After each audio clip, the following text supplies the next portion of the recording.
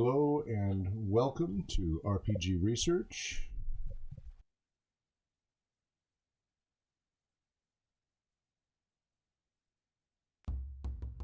So let's see that one. All right, I guess we'll have to do. Turn on the mics. They're on. I just have to light them up here. Some of the older scenes aren't set up. So today we are continuing our series on BECMI D&D. That's Basic Expert Companions, Masters, and Mortals, starting with the 1983 Frank Menser Basic Dungeons & Dragons. And now, as of yesterday, we started transition into... Oh, my expert. I got it. Into expert level. So, basic levels 1 through 3 generally focuses on dungeon crawls and assumes you've never DM'd before, so a lot of the modules walk you through step by step how to DM in a limited dungeon area, which is easy to control, railroady, etc., which makes it easier to train new people. Now they're up in the ante with expert level 4 to 14, where it's wilderness adventures, travel the world, start building your fiefdoms and getting followers and military and all kinds of things. A lot happens when you go to expert level. These are not huge books, right? There's not, and considering how much they put in just training you, in the basic book, it's 48 pages for the DM's guide, and I think 64 pages for the player's manual. Yep, for basic. And then expert is an additional 64 pages. So we're not talking huge amounts of rule sets here. Not to mention a big chunk of that is adventuring, right? Yeah. Half of the player's manual is 3 adventures. Now, I do want to acknowledge I stand corrected. I've been saying that we haven't been able to find something similar to the BECMI boxed edition since 1983. I stand corrected. And it explains why they use the same artwork. But it is the version of which we try not to speak. Oh. The 4-letter word version that starts with an F. Version number... I thought we were going to talk about it. They came out with their basic starter set. It's a starter set with the exact same artwork for a reason. I wondered about that. They tried to replicate the Frank Metzer model. Mm-hmm. And did definitely follow it relatively closely. Not as well, for a couple of reasons, I think. One is the 4th edition rules are way more complicated than basic D&D's rules. Yeah. So they had a lot more they had to cram in. Their version, like the player's manual, even though it's not ideal for reference, you can use it for reference to make characters and everything. You can't... This is only a story walkthrough to play the adventure for the first time. There is no reference material, really, other than in the story itself. It is not really usable as a reference book at all. You really do need the core books to be able to do more. Unlike this one, you can do a lot with it. But they really did. They jump you in by page 2. You're in Goblin Attack, and you're in the story. And it's got artwork and everything else. And you're playing the game. And it is also... And it is only 31 pages. Basically choose your own adventure with dice rolling and learning how to build and play your character. And then part 2, because like Call of Cthulhu does a good job with introducing you on the player side, but falls down on the DM side. Well, part 2, you jump in. Page 1 is intro. Page 2. Oh, interesting. They count the cover as page 1. Yeah. How weird. Page 2 is intro. Page 3 is how to use this book and some Dungeon Master rules to game by, which I think are worth noting. Because these are general ones. As Dungeon Master, you are the final authority when it comes to rules, questions, or disputes. Here are some guidelines to help you arbitrate issues as they come up. I want to check something real quick before I read that. Everybody make sure the stream is working correctly, please. 3 is... Okay, good. We got audio. Make sure it's public. I can't tell. Okay, it is public. Okay, good. We're okay then. I got the text message. Good. All right. When in doubt, Make it up. It's better to keep the game moving than to get bogged down in a rules argument. Hear, hear. Totally with you on that. You mean Saturday? Or yes, last night? Yes. Now, question. Yes. Is that in the rules? It is, yes. Good, if we can use that. Exactly. It's number 1. Would you say that it's number All 0? right, use skill or ability checks. When players try something not covered by the rules, have them make skill checks or ability checks to determine success. See the most important rule, page 7, for details. Oh, let's see what that one is. It's not a competition. The DM is not competing against the player characters. You are there to run the monsters, referee the rules, and keep the story moving. So you dungeon masters out there who feel you're in competition with your players, You're doing it. please rethink it. You're not having the optimal experience for you and your players. It's not your story. What? Is Aislinn? Aislinn playing?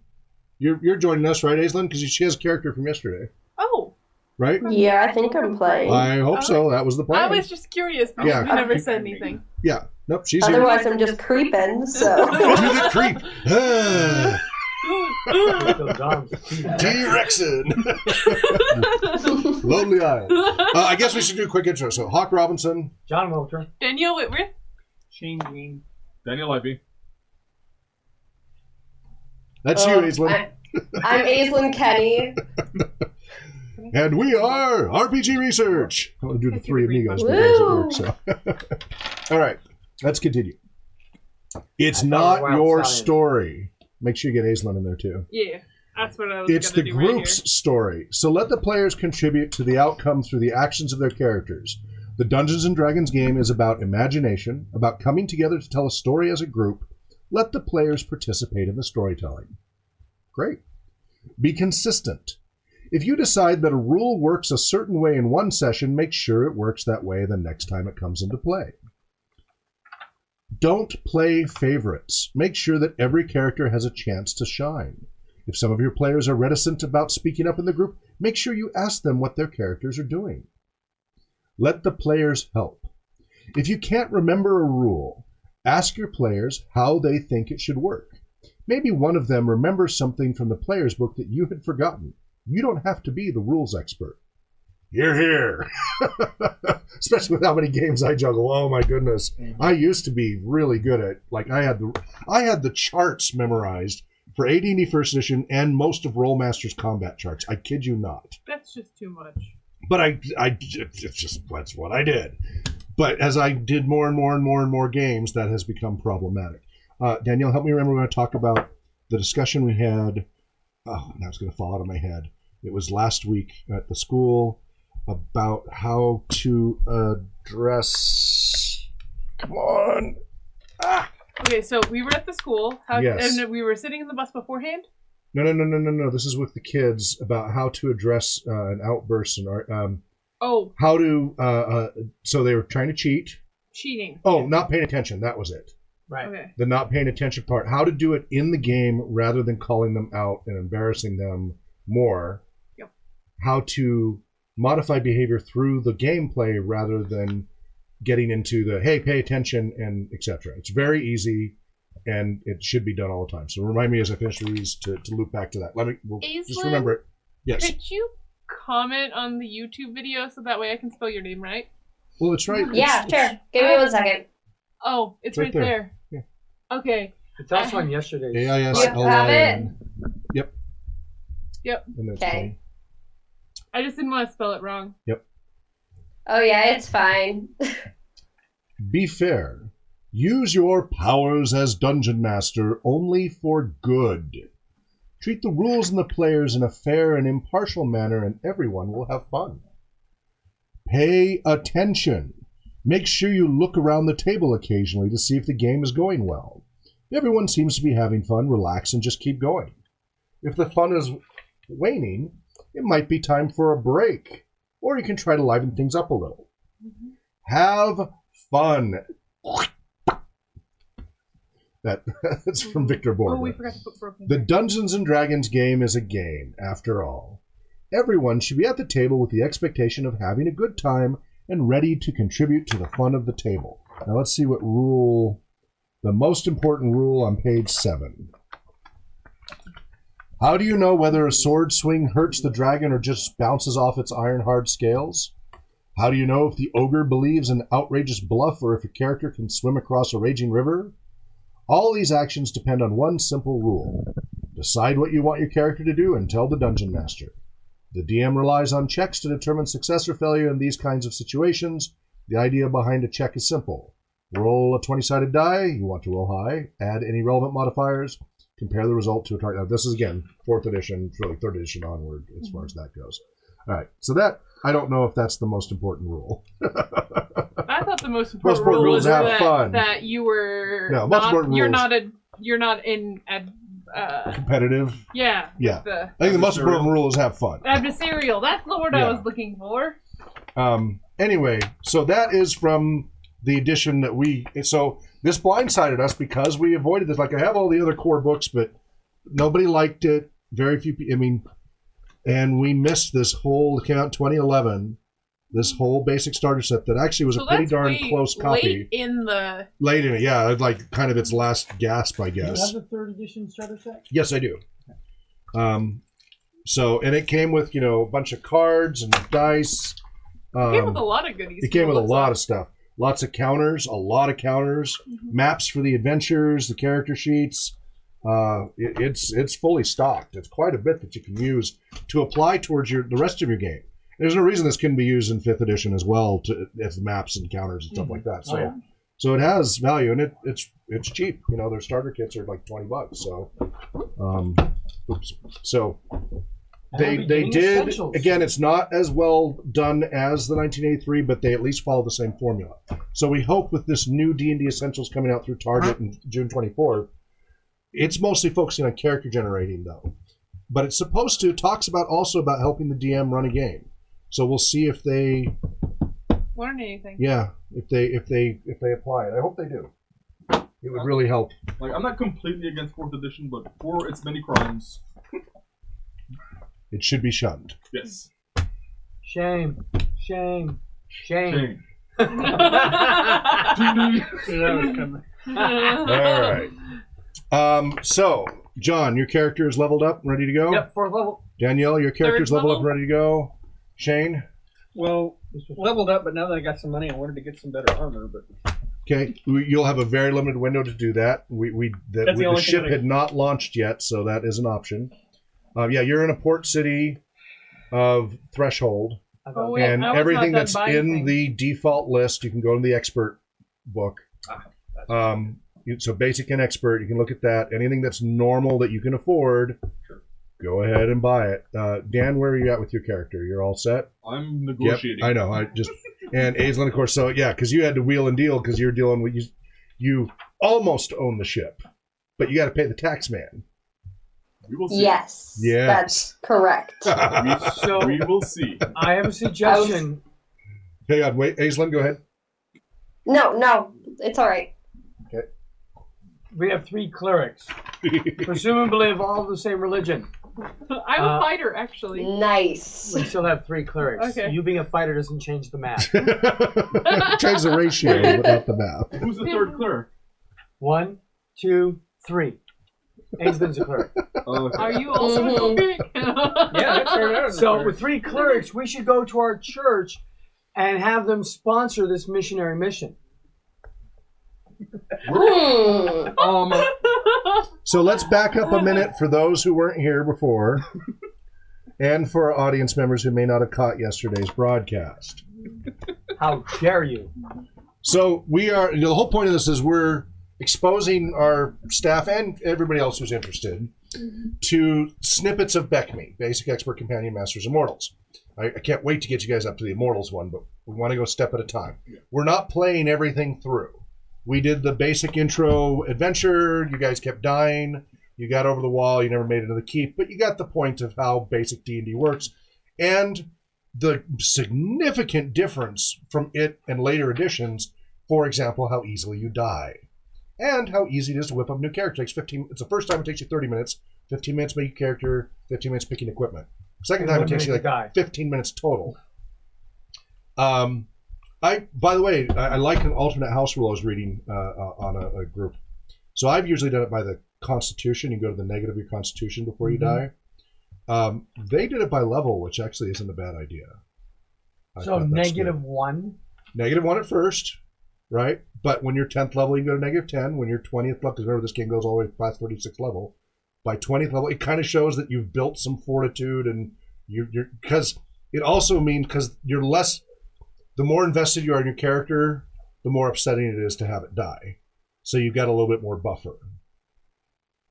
And, a first level character is going to die. First level characters die all the time. They're cannon fodder.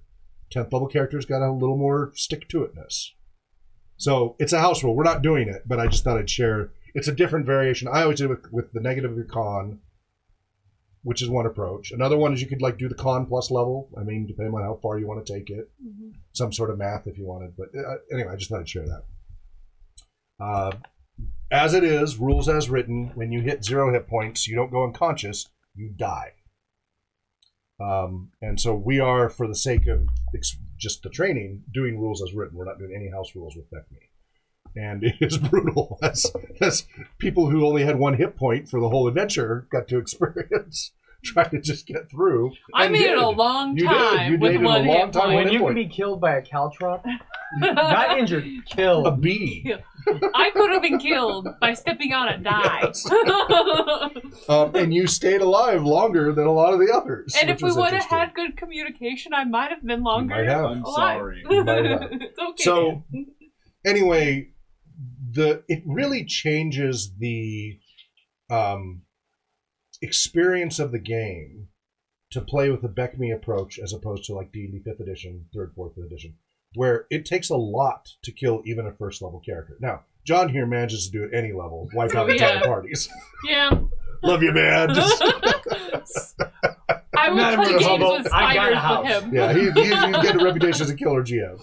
No, we just love to tease him because he's had more TPKs than the rest of us. But Danielle, her first group, she TPK'd. Oh yeah, I did. I slaughtered them. And that's when I learned the good thing about bringing down your dice roll a little bit. It's okay to fudge just a little to keep the game going. It's okay if you're rolling nat 20s every single time. Having it turn into a nat 1 is okay. Yeah. So, because we are seriously, or at least I'm seriously considering, and I'm trying to get everybody's input and insight on this, changing our introductory game from D&D 5th edition to being BECMI. At least the basic version, because it's so quick and easy. The rules are so simple. The learning curve is far less than the 5th edition rules and such to get all these ages able to play their first D&D game. And all the concepts are still applicable. I mean, the armor class thing gets a little wonky and such, but other than that, armor class and saving throws, the numbers are a little... Well, saving throws actually work out the same, really. It's a target number, it's just the way it progresses. Armor class is where it gets a little weird. But the concepts all hold up, and it's... If the character dies, it's only 15 minutes to whip up a new character at low level. So, since it is, back in print and such... I seriously want us to consider that, but I want all of our GMs to have experience with the contrast. Look at the difference in play style and DMing and everything from this basic to 5th edition. They're worlds apart in point inflation, how hard it is to kill off the player characters. That's what your problem is. It's easy. With all the death saves and everything else. I've killed lots of players. I mean characters. So, that's why we're doing this, is again, so you guys can compare and contrast. I'm one of the few people here who has played, I think I'm the only one here who's played BECMI all the way through. Yeah, I have. Way back when. All the way to Immortals. And Immortals, this is the only branch of D&D that I'm aware of that ever went Immortals. Right? I mean, they did later supplements, but it was still BECMI. None of the others really have a clearly laid out pathway to godhood for your characters. The closest is Dragon Council. You play dragons, not gods, but that's as close as we got. And you start as that. You start as a dragon, as opposed to working your way up to petition a god to become a god. So that is some distinctive stuff of value that I think all GMs should get some exposure to, and then they can still pick and choose whichever they want as their favorite version of D&D or other role-playing games. That's fine. Mm-hmm. But as part of your training, I think it's an important contrast. And it is much easier than AD&D. As much as I like AD&D and its isms, this is much simpler than that. And to compare and contrast, that makes a better compare and contrast, I think. So we did that, and then we bumped you up to 3rd or 4th level, and now we're at the expert level, right? Because we're moving into what's the next thing in the BECMI. And the introductory adventure that came in the box set with the expert book. Now, here's one thing that's different. The basic box set came with Player's Manual, Dungeon Master's Manual separate, which is preferred. Mm-hmm. I like that a lot better. I'm upset that the One Ring role-playing game is doing one for their second edition, one big 354-page book. I hate that Pathfinder does that. I like that D&D does separate. You have your DM's guide. I buy 4 player's guides and 1 DM's guide for my tables. Please keep the player's manuals. Game developers, keep your player's manuals separate. It's separate info. It should be separate. Weirdly, for expert rulebook, they put it together. Now, it's color-coded where the DM's section starts, but they didn't do a separate book. Then, with the Companion Masters of Mortals, they went back to 2 books for all the rest. So, that was interesting that maybe that flopped for them. I don't know. It's just interesting to note. So, and they didn't re-release it as 2 separate. It's still 1. So the introductory adventure, Isle of Dread, is meant for you guys to really experience a whole new set of rules of outdoor exploring rather than a dungeon crawl. And it really does it. It starts you in a port city. You got to role play through getting your ship. Then you got to sail the open seas. And we're only going to do, it's supposed to be many days of journey. I'm supposed to throw multiple weather encounter and other stuff at you once or twice a day. We're only going to do 1 sample of that, and then we'll jump to being, around the island. And we're going to keep skipping bits and pieces like that for your training, so you get little snapshots of experience, but, it won't have the cohesiveness of a full played-through campaign. The goal is to try to only spend 2 or 3 sessions per book level. So after we do 2 or 3 sessions of this, we're going to jump up to the companion level. And then we'll do 2 or 3 sessions there, then jump up to the master's level, 2 or 3 sessions there, and then jump up to the immortals level. That's still going to take us months, even doing it that way. Mm-hmm. So, all right. Here is from and part of what we do with this, because it's GM training, GM workshops and such, is I share a lot of the behind-the-screen stuff that you wouldn't share with the players necessarily, just so people are in the loop as game masters and such.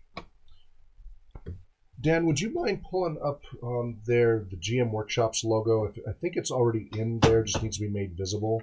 If not, add it as an image.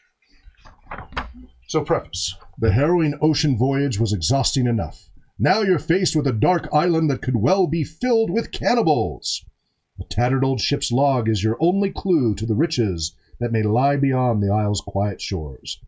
Rumors of great wealth brought you here, but the thrill of adventure sustains you as you work your way inland, slashing through dense jungles and murky swamps in search of a lost plateau and the Great Black Pearl. The Isle of Dread is a wilderness adventure designed for use with the D&D expert rules. The module includes both wilderness and dungeon encounters, complete maps, new monsters, and background for further adventures. The player characters begin their adventure by picking up the trail left by a long-dead explorer. Rumors of great wealth and adventures lure the characters across the ocean to a tiny island, known to its natives only as the Isle of Dread.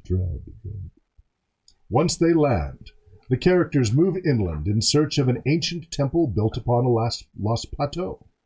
Hidden within the ancient temple are the secrets of the natives' ancestors, and the wealth hinted at in the old explorer's logs. But the characters are not alone in the temple.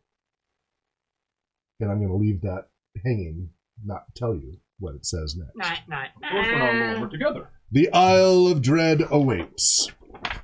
So, what is very different about this module compared to a lot of the basic modules, this does say right up front, read the entire module carefully and become completely familiar with it. It is not as laid out, and because it's broader. It's much more of a sandbox. And you're supposed to. You have to have a lot more preparation, and yeah. So you all the basic modules will pretty much walk you through very railroady, and you can kind of just jump in and start running them as is. You don't have to do a lot of prep work. Once you get to expert level, you have to do it. Now, good thing is, this adventure is only, including a bunch of maps, and a lot of maps, it is only 32 pages, plus the cover and such. So it only took, an hour or two to quickly kind of get all the highlights from it, kind of update it, get roughly prepped. I didn't read it in great depth, because this isn't a module that has like a bunch of, this is why I switched from B10. B10 had complex plots and political intrigue, and it was a thick module, and we're taking too much time for me to prepare. This was mostly about exploration. This one is all about being explorers. So you're going to get to experience running a ship and dealing with the ocean stuff. Then you're going to deal with different types of terrain, all kinds of terrain. You're going to learn to deal with combat on the water, combat in the air, things like all sorts of these different fun things. So we have 1, 2, 3, 4, 5 characters. Not quite at the full level count, so I'll have to tone it down just a little bit. We do have 1 magic user, thanks to Dan. Shane, let me go through and quickly make a roster here for everybody, because it changes every time we do this. So John, you are a human cleric. Yep. 3rd level or 4th? 4th. Okay, 4th level. What's your character name? Binder. All right, Danielle. I am a 3rd level fighter. My name is Kat.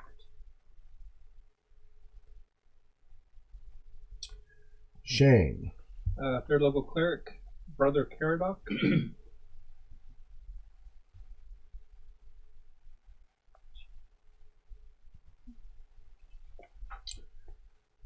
Dan. 4th level magic user, Blissbane.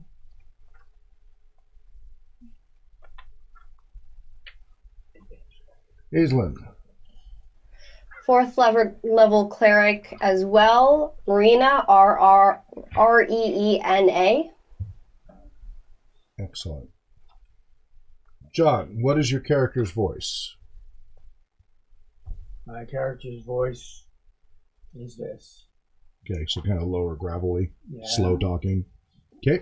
Danielle, what's your character's voice? My character's voice is this. Okay, so a little chipper and happy. Yeah. Okay, Happy. Shane, what's your character's voice? My character's voice is this, and your god is dead. Okay. We have the same god. How would So you, yours if is you were not. assigning variables to describe that voice, what variables would you assign so you can remind yourself of how to play that voice? Paternal, perhaps slightly condescending. Okay. Sounds like it has a fair range in tonality. Yeah. Kind of, Very lilting. Yeah, lilting, good. Yeah, you haven't been through the voice workshops, have you? No. Okay. We need to do that. Dan and Danielle have. Okay, and Dan, how would you describe, what would be your voice? Thinking, considering his, what he's been going through. Just very tired, very irritated at all the bodies he's had to bury. Okay. So, my name is Blissbane. Okay, so a little gravelly, Yeah.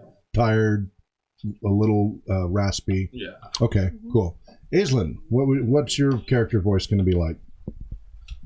Real soft like this. Okay. So I haven't gone through any of the voice workshops either. That's So okay. I'll go with what I got. Exactly, yeah, just go with what you got. That's fine. Like it. All right. I'm just looking for things to be irritated about. Okay. You and Binder will get along fine, it sounds like. Couple of Eeyore like. He's Hopefully. too cheerful for me. You're gonna try and convert those savages, aren't you? I'm going to convert everybody. I don't want conversion therapy. Okay. That's not So, let's see the handouts there. You guys have the handouts. Yeah. Shane Yes. and Danielle probably don't know about it. Nope. So, one of the things you guys, let's see. So, giving the background to everybody as quickly as I can. Coffee stain. It's a real coffee stain. The coffee-stained mountains and rings. Yeah. I was like, what's that? Oh, it's a coffee stain. It's a giant volcano. It's a giant volcano. Mug of ale. All right. Oh, I cannot hardly read Several that. weeks So if you ago, want to read that, you can. I'll read aloud for everybody's benefit again. Several weeks ago, a party of adventurers were returning from a previous quest when they discovered a cache of scroll papers. The scroll papers made of an excellent vellum parchment, kind of parchment that lasts for centuries. On the journey home, the adventurers were caught in a sudden rainstorm and the entire cache was drenched. When the adventurers returned to Specularum, they discovered that none of the scrolls were magical. Still, magic users can always use good paper for spell research and for writing their spellbooks. So the adventurers carefully spread the paper in front of a fire to dry out. Much to their surprise, the adventurers found that as the paper dried, writing appeared on several of the pages. The heat had brought out secret writing on the parchment. Keep that in mind. This is a good lesson to learn as a player character. The pages were part of a ship's log. So there's the tear out there. And so it says... Yeah, it is hard to read because it's in a fake cursive and in italics, and it's hard to read. When the gale finally ended, we found ourselves approximately 7 days normal sailing distance due south out of Specularum, in the Thanagia archipelago. We replenished our supplies, patched up the ship, and traded our remaining goods at native villages along the shores of several islands. Some villagers were friendly, but others were hostile, and the natives attacked on sight. I suspect the hostile villages are filled with cannibals. We skirted the coastlines of several islands, sailing south by west until we reached a small peninsula cut off from the main island by a massive stone wall. We were well received by the natives of Tanaroa, the small village that guards this wall. The villagers have no name for the large island other than the Isle of Dread. Their own small peninsula is known simply as home. The villagers told us a tale about an ancient city in the central highland of the isle that was built by the same people who built the wall. The villagers called the builders the gods, but I noticed that the names of the gods and the personal names of the clan ancestors were often the same, so I suspect that their ancestors and the builders were one and the same. I believe that the natives once possessed a much more advanced culture, and that the descendants of the builders have returned to a more primitive state. The inland city is rumored to be filled with treasure beyond imagining. In particular, I heard persistent tales concerning a great black pearl of the gods that still remains in the inland city. The island waters abound with excellent pearl beds, so the rumor of the black pearl may well be true. I would have liked to explore inland to verify the rumors about the mysterious city, but too many crewmen died in the storm or by cannibal spears. Only 5 of us are left. I am the only professional adventurer. The others are only sailors. We can sail the small ship well enough, but on land in hostile territory we would be helpless. Once back in Specularum, I should be able to recruit a new crew and a party of professional adventurers. Then I will return to claim the Great Black Pearl. One thing I managed to do before leaving. We sailed around the island and made the best map we could. We were afraid to land, since village fishermen had warned us that trying to land anywhere on the main island would be extremely dangerous, as the coasts were rocky and without beaches. As a result, the map only shows the coastal areas we could chart from the ship, but it is better than nothing. There were a lot of important clues in there. Yeah. The ship's log is signed by Rory Barbarossa, a well-known adventurer and sea captain. This is 1983, so So Barbarossa was way before, who died about a well-known adventurer and sea captain who died about 30 years ago. Little research in local taverns revealed to the characters just before he died, Rory was indeed recruiting for a journey south. He had been blown off course on his last voyage and had hardly been in town a day before he started signing on new hands. Unfortunately, Rory angered a powerful wizard over a lost wager and died horribly before his journey south began. Not only does the story of Rory Barbarossa's death confirm the writing on the parchment, but every rumor that the characters can track down about the Thanagioth archipelago tends to confirm the account. So we yesterday just kind of sped through, like, yeah, you learned all this and learned all this. So we went through preparing to set sail. They had the choices of having a merchant invest and get 50-50 of the treasure to provide a ship and crew, or allow the characters to buy an old decrepit boat with the money they had, and then deal with that. Or somebody can inherit a boat, or let the characters borrow money to buy a boat, and then the interest be at least 10% per month. Dan and Aislinn chose to go with somebody inheriting a boat. We randomly rolled, got the boat size that you needed. But because it's inherited, there is a 10% inheritance tax that has to be paid before the boat will be relinquished. So, and that equals about 500 gold, I think is what it worked out to for the tax, which is more than... all of us combined have? Well, no. That's more than Lisbon has. Some people have a fair amount of money. Mm-hmm. I'm trying to... And so you had recruited... you managed to find an old person who'd long ago known this person, etc., and recruited some people to get together a crew of, I think it was, 7 people you found? 6 or 7? 8 people. 8 people on the crew. No, it wasn't 8. I think it was 6 or 7? Okay, no, okay, yeah, all right. 8 on the crew, the sailing crew, yeah. Including the cook. Right. Who was the most senior, yeah. Well, the cook is the most senior. Well into his 60s. Yeah, by far the most senior. I guess it turns out that I was related to the guy. Somehow, yeah, you're a distant relation, and the person who inherited the ship from him, now you've inherited it down the chain. And because apparently your previous cousin or whatever we want it to be had met a similar fate recently in gambling with a wizard, and a terrible thing happened to them, and so then you were the next one in the chain. Yeah. So it doesn't bode well for your family lineage, but other than that, you got a boat. Not a quite free one. not wizards, magic users, but I'm a magic user. Yes. So maybe it'll go better for you.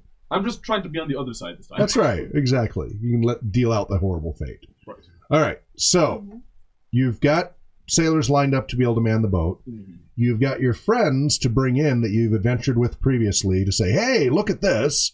We're going to just quickly roll that. You're not going to have to go and recruit them. You guys are just assumed to have been part of yesterday's game in that respect.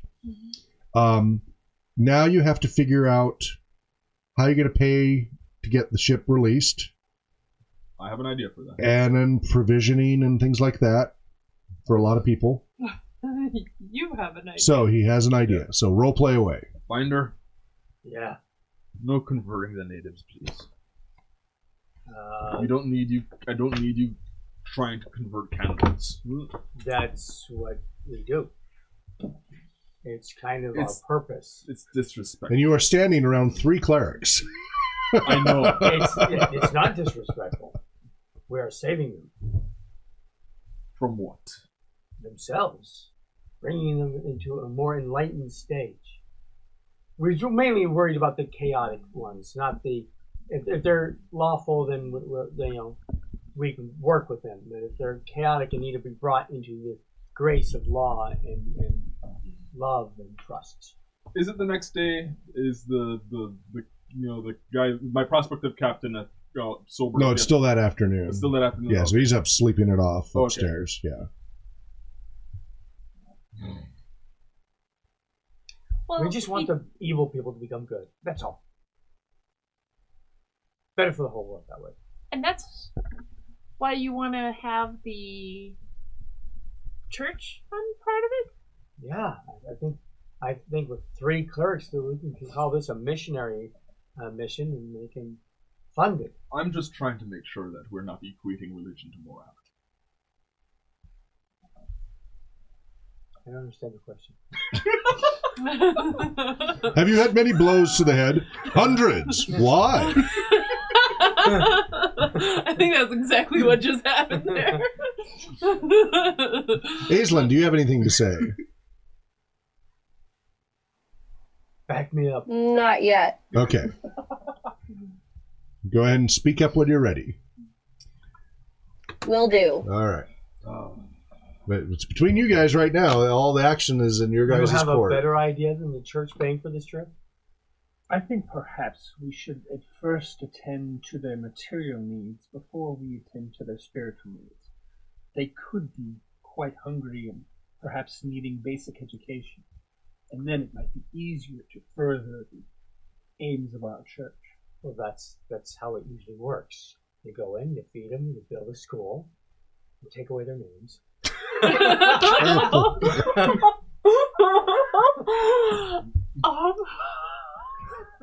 I asked him in the language of law. That's what happened. What was that again?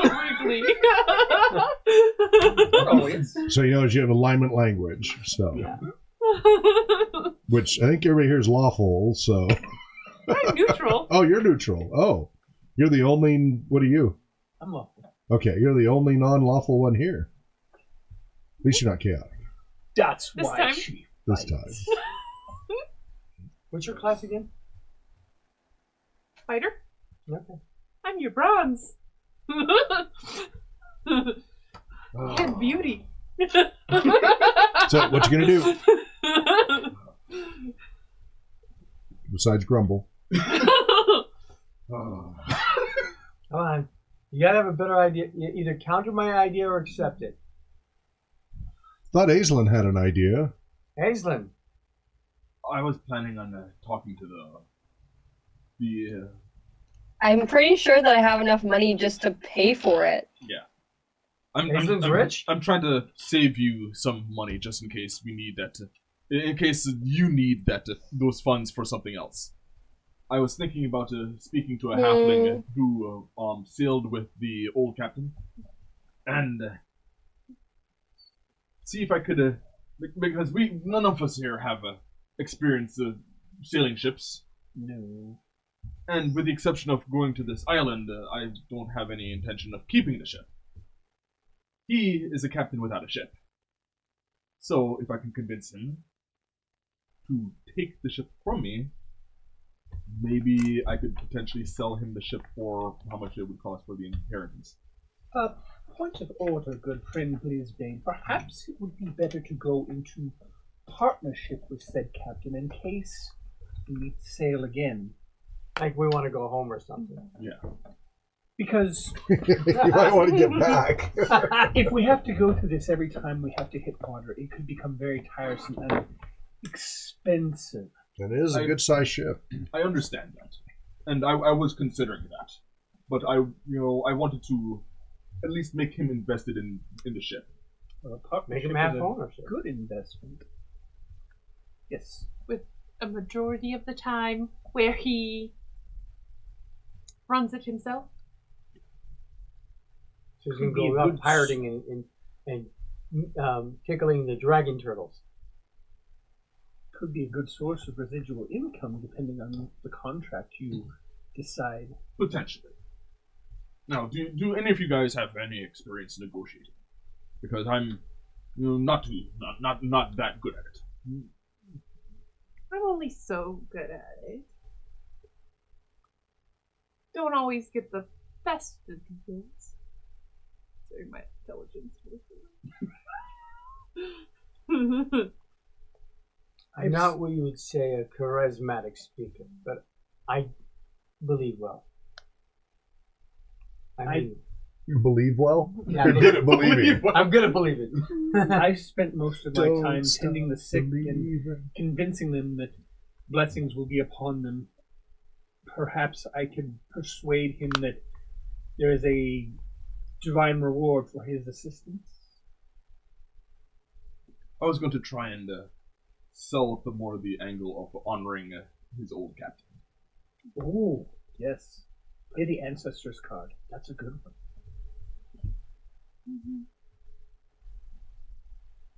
There's sea captains, you know. Okay. There's a brotherhood among the seafaring people. It's just It's intermarriage. the conversion of the talk earlier. Oh, no. Seafarers have their own faith and thought process, which frankly confounds me. Well, right now the prospective captain is sleeping off a hangover. I prefer to speak with him with more level head. Well, I could really help you. How so? People tend to do what I say. Because you're scary. I don't think we want the captain to leave us halfway there. I don't I think think it might can. be better to start this relationship on friendlier terms. I wasn't going to intimidate him. I just have a way that people like to do what I said. What are your negotiation tactics? Bat my eyes real nicely and held my dagger. Kiss me or kill me, that's the option. So Buffy the Vampire Slayer. That's where I was going. Maybe. Last resort. Blah blah bless you. I was also thinking because he seemed quite intoxicated today. To help foster good faith between us and him, potentially find out what his bar tab is and pay it off. So you're gonna negotiate with him while he's drunk? His bar tab might be bigger than a boat fee. I'm hoping. That's why I said investigate it before I commit to that. And I think trying to convince him while he's intoxicated would be in bad faith. I agree. It would not be the lawful thing to do. Who cares about lawful? Everybody but you. Ship's anchor. Perhaps if we also bought him breakfast and plied him with generous amounts of tomato juice to help his eggs and very bacon. likely throbbing head, perhaps we could be negotiable sooner. He was a halfling. I don't know how. Anybody have cure poison? No. No. It's too high. Let's not get too bogged down in this, guys. We want to get the story actually underway. So I'm going to go and investigate what the halfling's bar tab is. Okay, I want to go investigate my church. 392 gold, rounded down. And that was this weekend. No, apparently he's run up quite the tab and the gambling debt and rooms, and it's only because of a long history. So according to the innkeeper, he's run up larger tabs before and then has come back, with chests of treasure and paid it all off. So Okay. he's over time been able to build up long stretches of credit because it's been a feast and famine thing, because he tends to just blow all his money when he comes back. And everybody in town benefits when he does it, It's good for the economy. Yeah, he's not very good for his own budget, but he doesn't budget well. But he does help the local economy, so they're willing to float him a lot of credit. I don't think I'm going to be able to float that. But considering that they have a long relationship with him, I ask if there's anything about him that we should know. That's a really broad question. I've recently come into possession, technically, of a boat. Right, I've heard about that. I'm obviously no seaman. Right, And I've come to understand that he doesn't have a boat. He's a captain without a boat. right. Something about seized for piracy or something like that. That's why he doesn't have a boat? Not real clear. There's his story and there's what I've been hearing rumors around town. I push 10 silver forward and say, what do you think is the most It disappears accurate magically. account between what you've heard and what you know of this good friend of yours? Well, I like to quote what one of the seers around here says, that truth's a three-edged sword. Your truth, their truth, and what the reality is. And it's probably something like that in between. He probably was doing something maybe what others consider a little nefarious, but maybe to him wasn't such a bad thing. But they were stronger than him, and they took his ship. It was not the local military, it was overseas, So they may have just confiscated his ship, and maybe they're the pirates. From his account, that's how it is. I don't know that they sounded like pirates. It sounds like it was just basically trespassing, as far as they were concerned. Maybe it's a trade deal went wrong. I don't know exactly. Took him a long time to get back after losing that ship, and he's been quite broken-hearted about it. He sailed that one for a long time. So he may be hungry to get back onto the ship. Oh, definitely. Aye.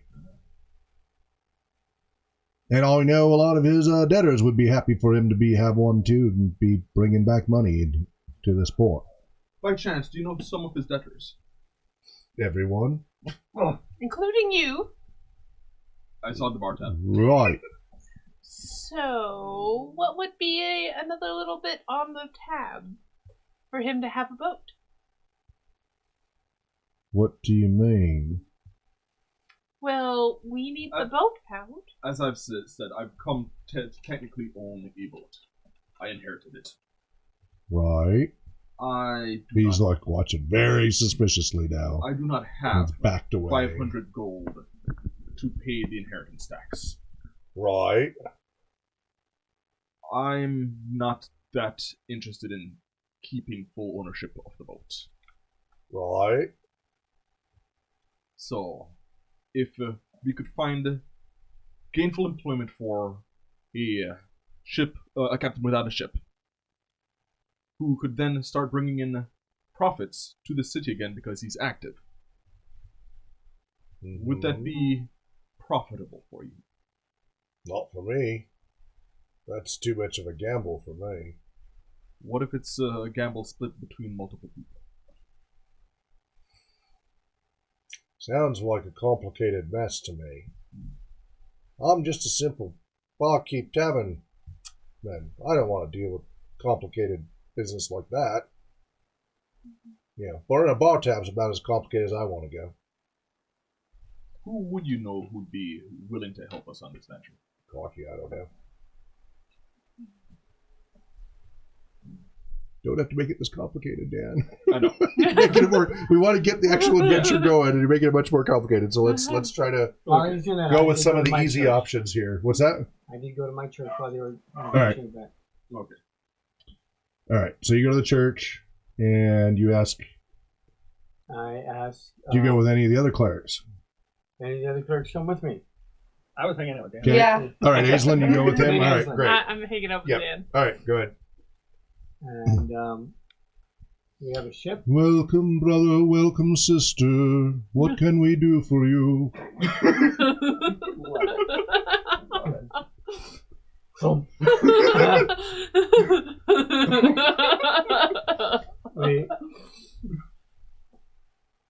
We wish to start a pilgrimage, a mission for the church.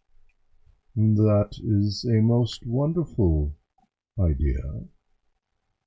We have the possibility of a ship and Excellent. an island of natives that could be converted. Plus, Marvelous. who knows what treasures we can bring back for the church. Fantastic. We would just need some investment up front to get it. You see his face go from smiling to They all do that. yes. I know the church has sponsored bigger expeditions. This would be a relatively inexpensive by church standards. Yes. Those larger ones were people with well-established track records of their missions.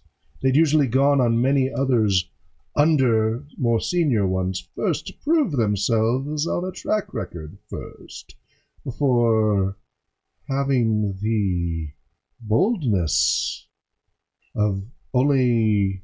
You're a vicar, right, Aislinn? We're both vicars. You're both vicars. Only a vicar asking for a maid. How much are we talking about here? A mere 500 gold. That just covers the taxes in the boat. That's it. For your entire mission, you're only asking the church for 500 gold. Well, yes, I think we can manage that. I'll have to talk to one of the senior priests, but I think we can get that from the petty cash drawer. some additional provisions would also be nice. And Like you the do 500 understand the expectation is you will return tenfold. as much as we can. If you're going to take a loan from the church for a mission, you're expected to return a minimum of tenfold in addition to your mission. So 5,000. Yes, of course. You've not been paying attention throughout all your lessons over the years? Of course, that wasn't the question. So goods and services. Plus we'll be converting. 200 after this. Mm-hmm. So if we give you 500 gold, you're expected to bring a minimum of 5,000 gold back to the church. Okay. Wait here. He goes and leaves. I have 100. I have 294 gold. That'll cover provisions. You're not I can put it Hazelin, on do you the- want to say anything before he walks away? No. Very helpful, I know. As he walks away, do you want to say anything to your fellow cleric here while you're waiting there for him? Yes. Please do. Can we guarantee that we can pay him back? The church is not always nice about these things. Well, if we can't pay him back, we just don't come back. It costs him a lot more to come after us. You realize they can petition your god to withhold your powers and such. Sure they can, but we're not worth That's the bother.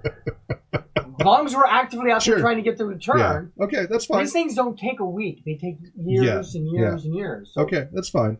he's not expecting Well, and you $10,000. are hoping that there will be lots and lots of treasure. He's not expecting 5,000 gold pieces on our first return.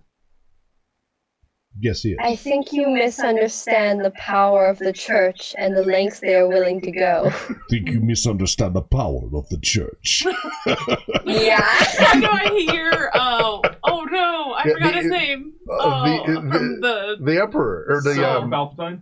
no, I'm hearing Blackadder. Frollo hello. from Oh my god, Quasimodo. yes. Hunchback of Notre Dame. Yeah, Yeah. He's the bad guy. The He's villain. the villain, yeah. and he represents the church. Okay. And I estimate the power of the church. Yeah, okay. Anyway, all right. Obviously, you haven't seen that movie.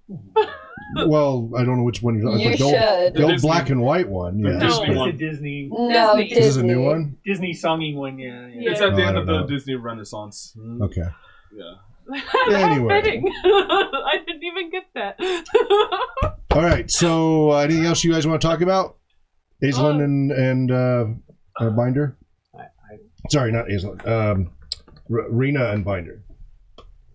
It'll probably take us many years to come back. I'm sure between all of the clerics, we can get 5,000. It's only a couple thousand apiece, a little more. I will resign to your ideas, but do know that I object. But in the end, it's up to you. Are you the most senior? Unless you can, They're equal. you have a better negotiation to make with them. If you can talk him into a larger amount for a lesser return, I'm all for that.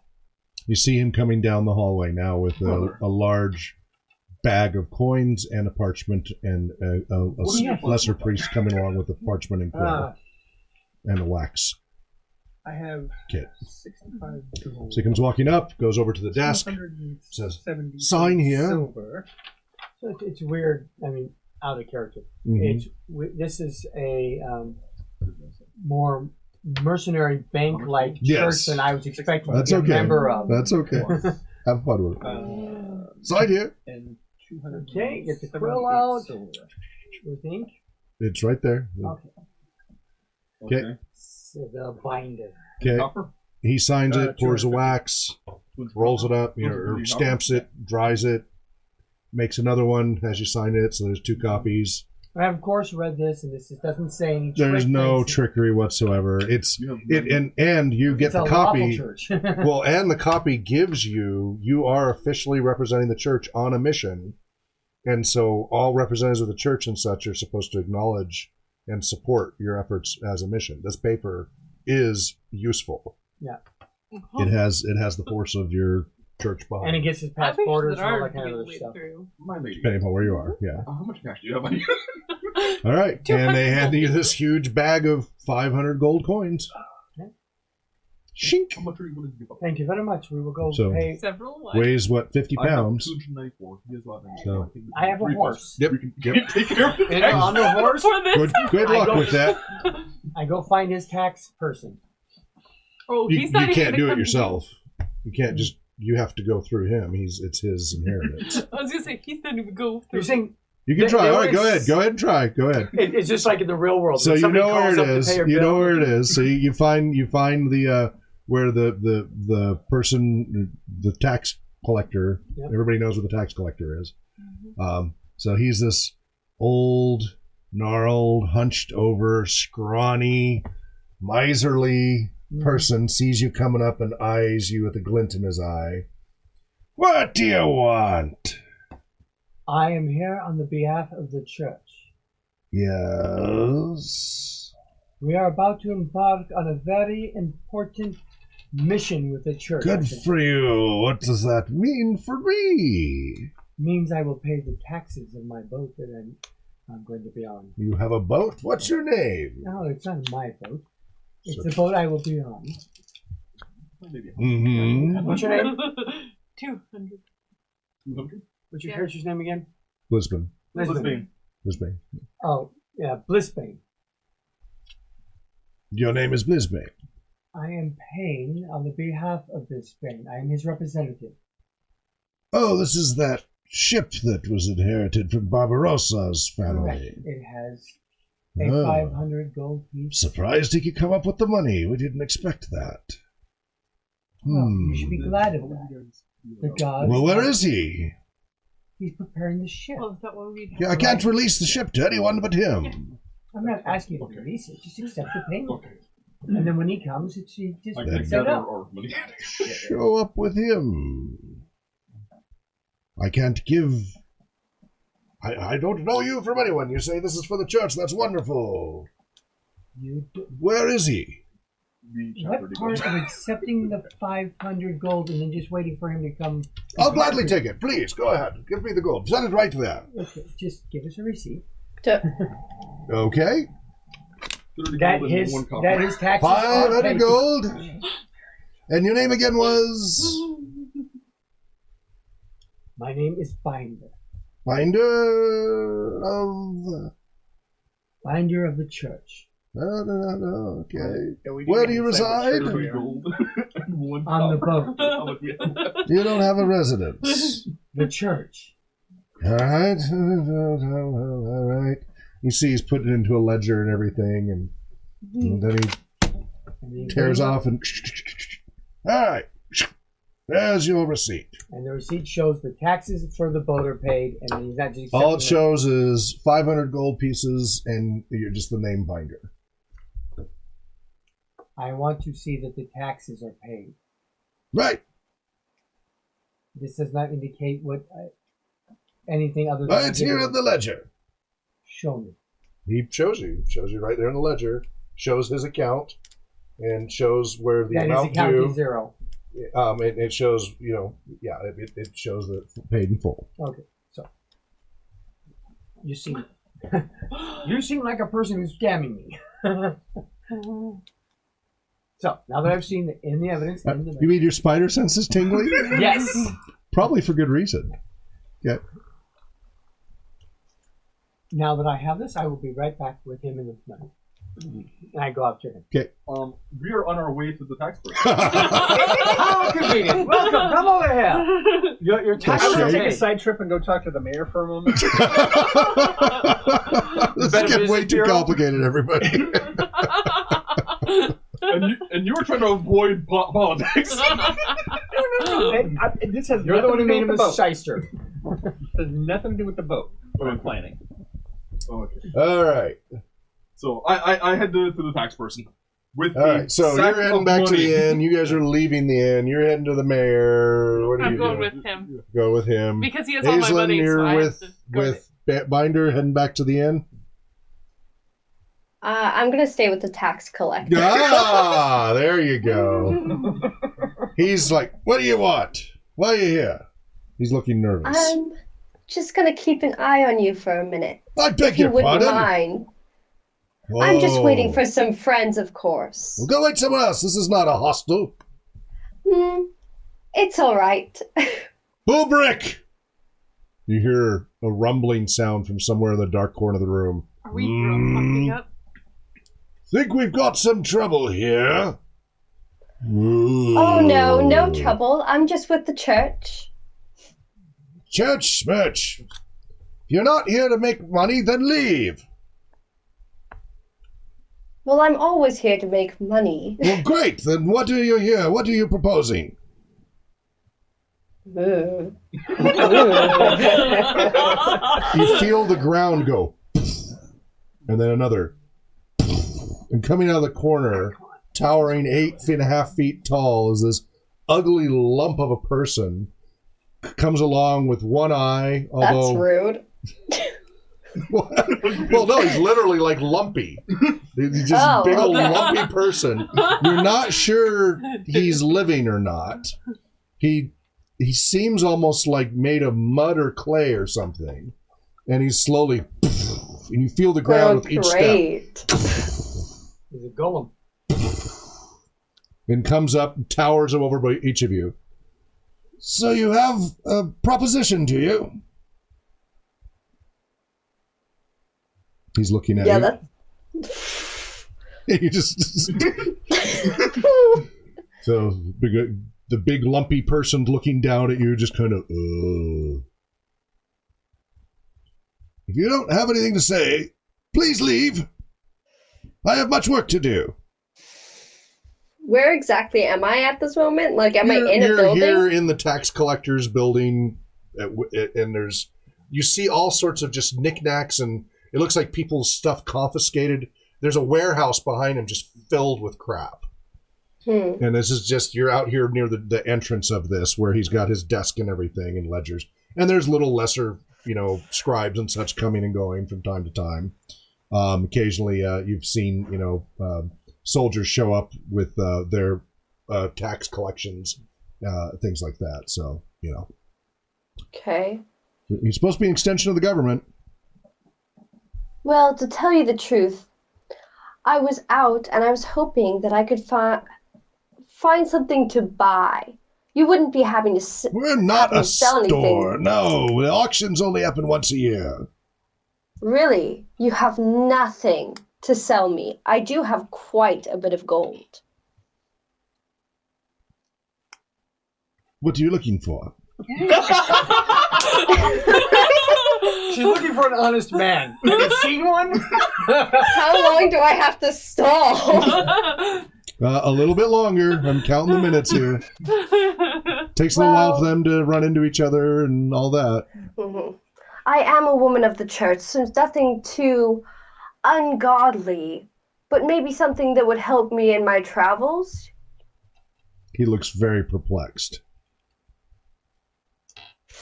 We're not a mercantile. I understand that, but I did hear from people around town that you might have some items I could buy. He looks around suspiciously over his shoulders. Shh. We don't have those discussions here during business hours. He looks around very nervously. Well, Now, I can wait. Go away. If you want, I'll meet you at Pete's Dive at 8 o'clock. Maybe. Now, I think I'll take you up on that offer. please go Is away. anybody coming yet? The people are coming and going. So you two are run into each other in Midtown.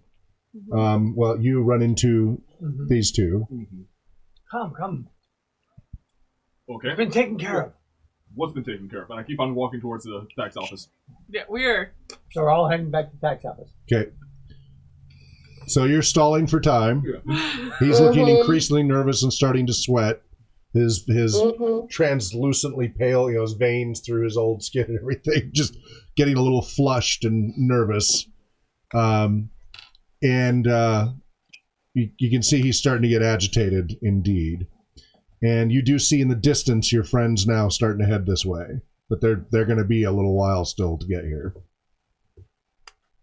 Now, go away. I've got work to do. You're distracting me. I've got a lot of ledgers to count. Do I have to have you escorted? And he looks up meaningfully at the big lumpy Blumph. I don't think it'll come to that. I'm just trying to have a friendly conversation, you know? If you want to have a chat, go to the tavern. We are a place of coin and math. Now, go away. Blumph, please see this person out. I'll leave. Ooh. Don't worry, I can see myself out. Okay, he's just walking towards you. I'm going to walk out as slowly Okay. as possible. All right. I do want to make that evident. Yes. While keeping an eye on hopefully the gold that's still on the counter. Yeah, well, he put it off to the side, but you still see the bag there, But yes. I want to try to keep it in my sights as possible. Well, up until you get to the door, and then Blumph pretty much blocks the whole door. You no longer can see, because he doesn't make a very good window. Mm-hmm. Do I see her coming out the door? You're still about 300 feet away. You see the backside of somebody backing out of that place. That's all you can tell. Does it look normal? Just like somebody backing out hesitantly.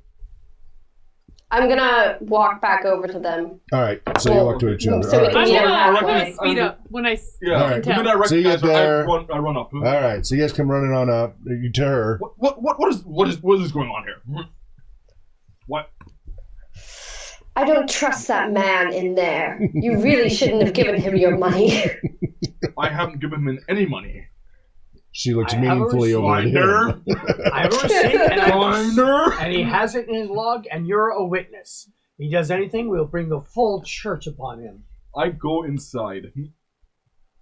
I Okay. demand to know what is going on with my boat. Okay, by then, the golem seems to have left by the time you come up. He's like, oh, it's you.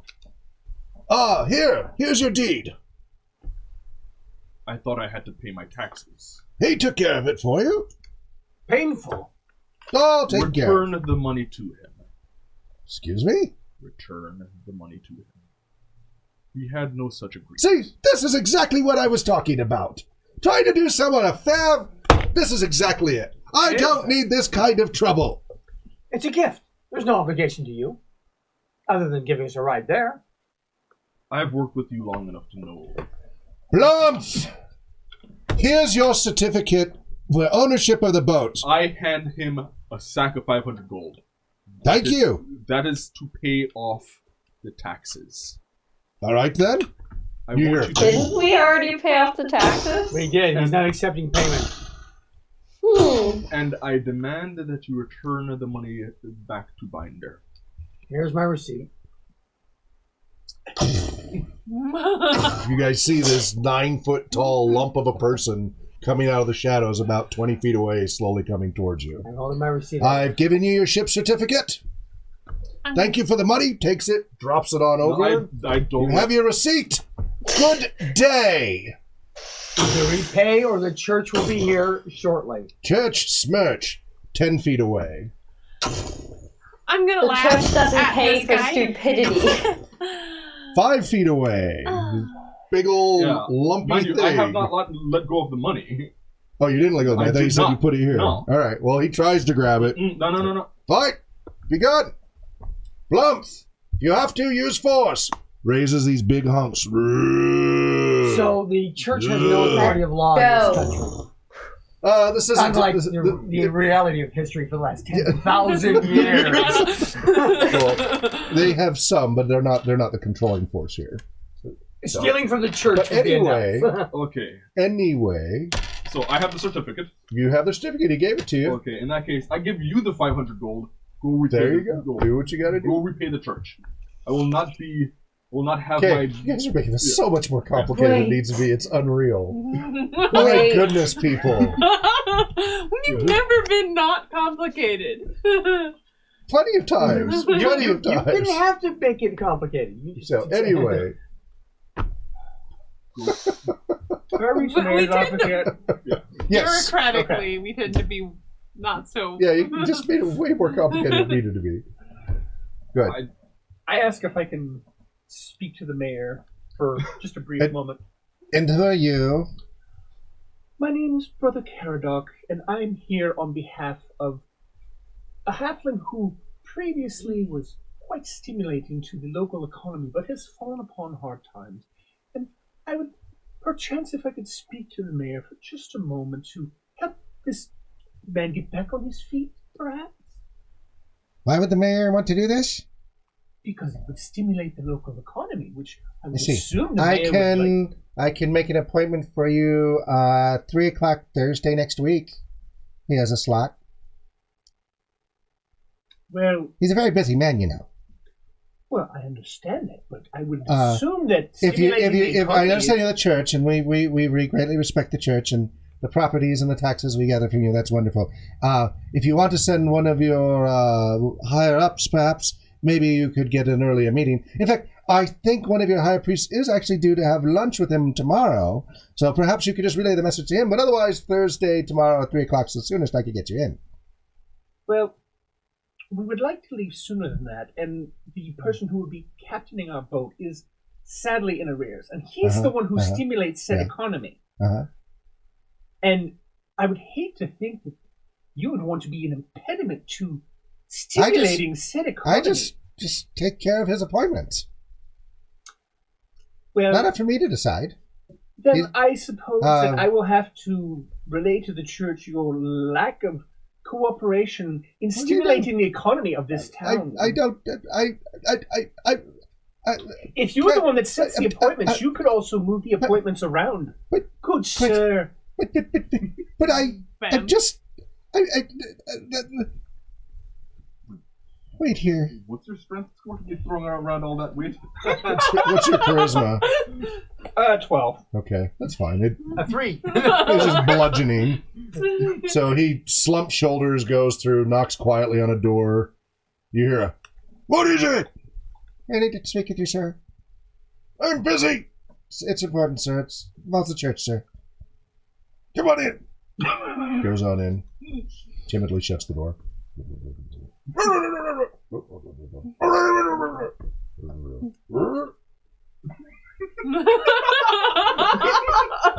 A few moments go by. Door opens slowly.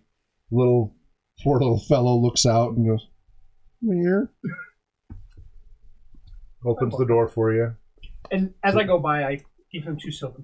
I appreciate your assistance. He looks in terror over his shoulder back at the person inside as you offer him the money, and he backs away. Oh, I did not mean to offend.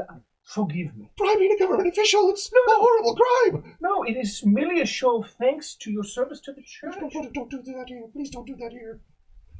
Fair enough. Please go in. He scoots past you and shuts the door quickly.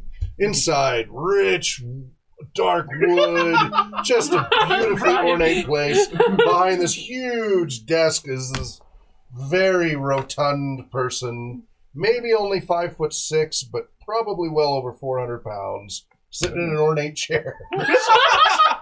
But he's sitting there, very rich attire and everything. And it's like, "Yes, Slam it into blessings to you, brother Caradoc, Caladoc. Nice to meet you." I do appreciate your You're holy.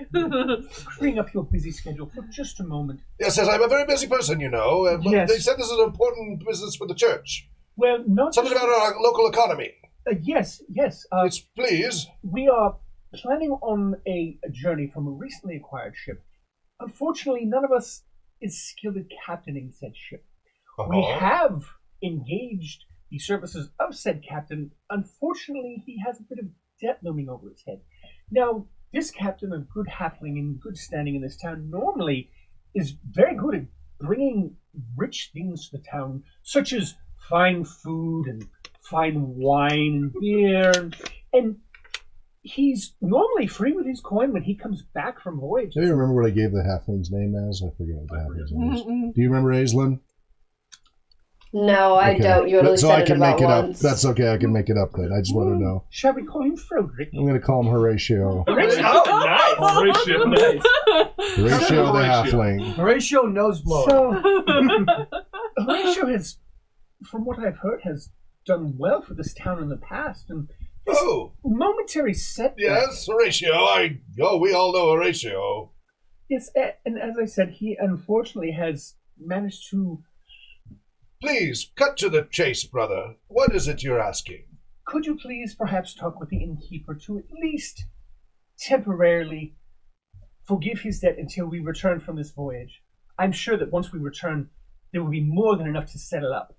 Plus, as I said, fine food and wine. Who doesn't love Well, fine is he food? in trouble? The innkeeper's run up tabs before and not been in trouble. Well, it's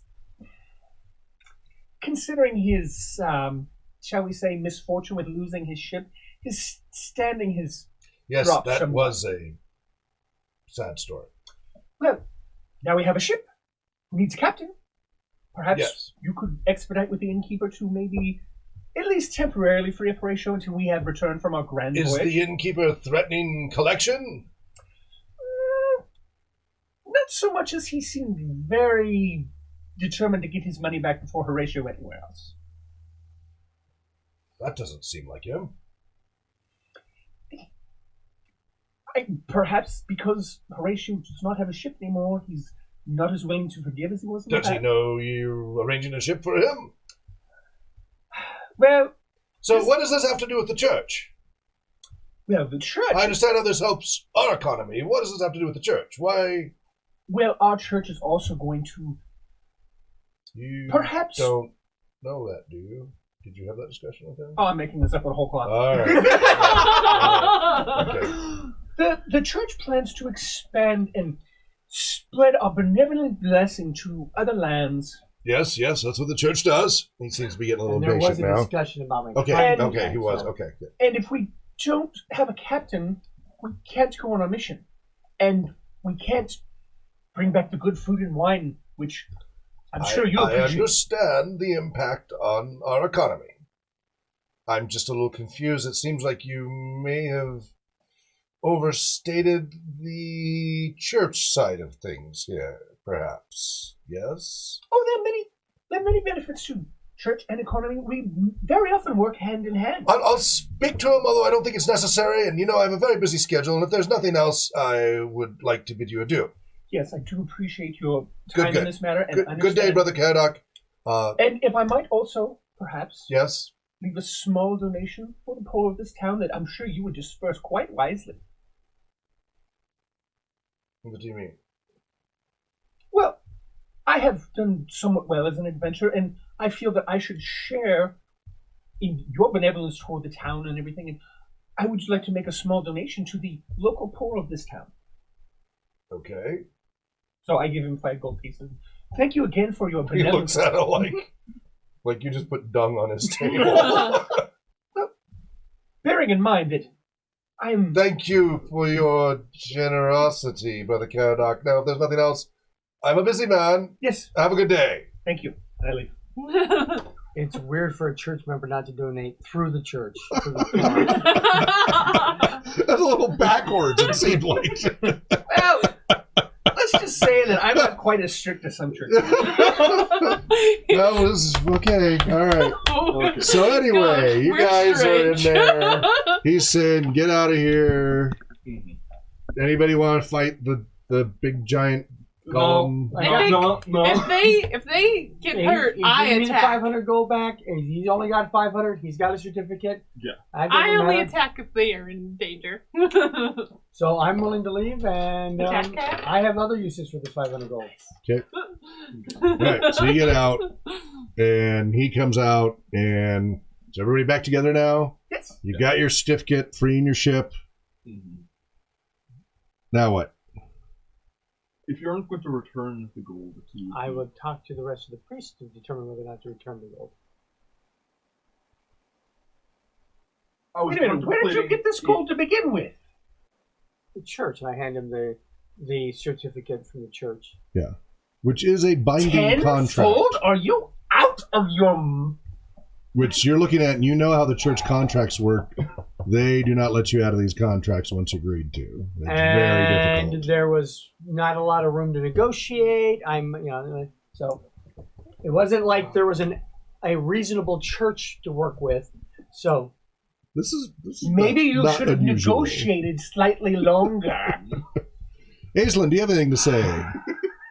With your motley crew here. Well, at least my name's not on the bloody That's thing. what I said. I told him that this was not the best idea. after it, yeah. So, everybody, what phase are we at in this group? Storming. Tuckman's. Crying, moaning, dying. So, Aislinn, there's Oh, what a world, what a world. there are different theories of social dynamics and small group formation and communication. One of the easier, simpler ones for people to understand without getting too complicated and lost in the weeds is Tuckman's theory of small group formation and communication, which commonly heard in business and such as forming, storming, norming, performing, and then also adding adjoining and reforming. Are you familiar with that? Yes. Okay, good. Good. Then we don't have to go into that. Excellent. So this is very much, you guys already met each other, but you guys are really storming right now. Yeah. No norming, real bad. no cohesion. Yeah. Not going to have a high efficacy or opportunities for flow state here. Speaking of storming, I'm going to storm to bed. I'm going to sleep off, wake up early in the morning so that I can... You going to communicate with anybody, or you just turn tail and leave? I tell people that that's what I'm going to do. Okay. Yeah. I float off to the local park. Float off. Yeah. Okay. That kind of like, I'm dangerous, but I'm cute. Okay, Vicar Binder. Before you go, you have a suggestion for the 500 besides returning it? Or is that your suggestion? Don't think we can return it now. You've signed your name. Maybe We're 4,500 short. Maybe either a rowboat or a lifeboat for the sailing ship. I was thinking provisions. You are talking about 8 crew members plus the 5 of you. Yeah. So, That's true. 13 people. And the horses.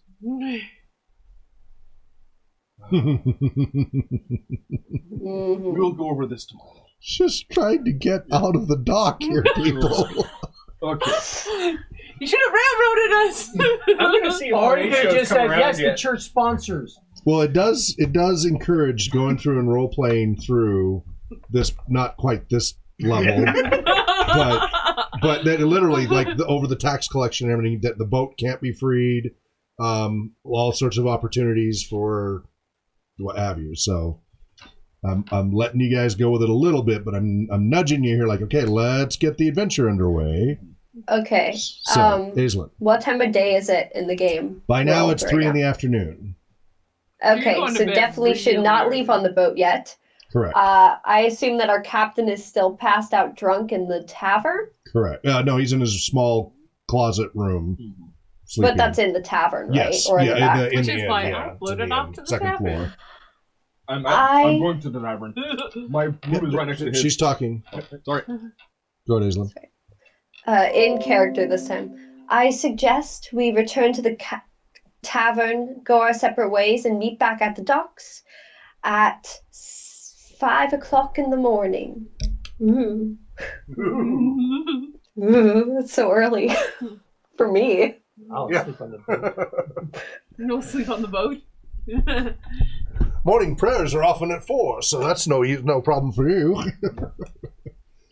Yeah.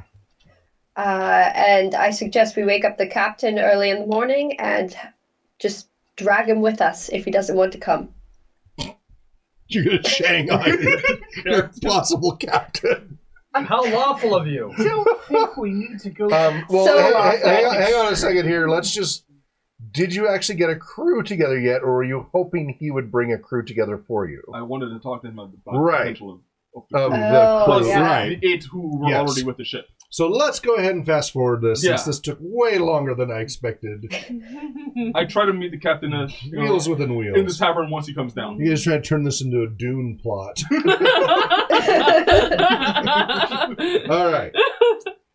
He sobers up that evening before maybe take a nap, but wake up, talk to him. He's totally amenable. He's like, yeah, I get a ship. What's my cut?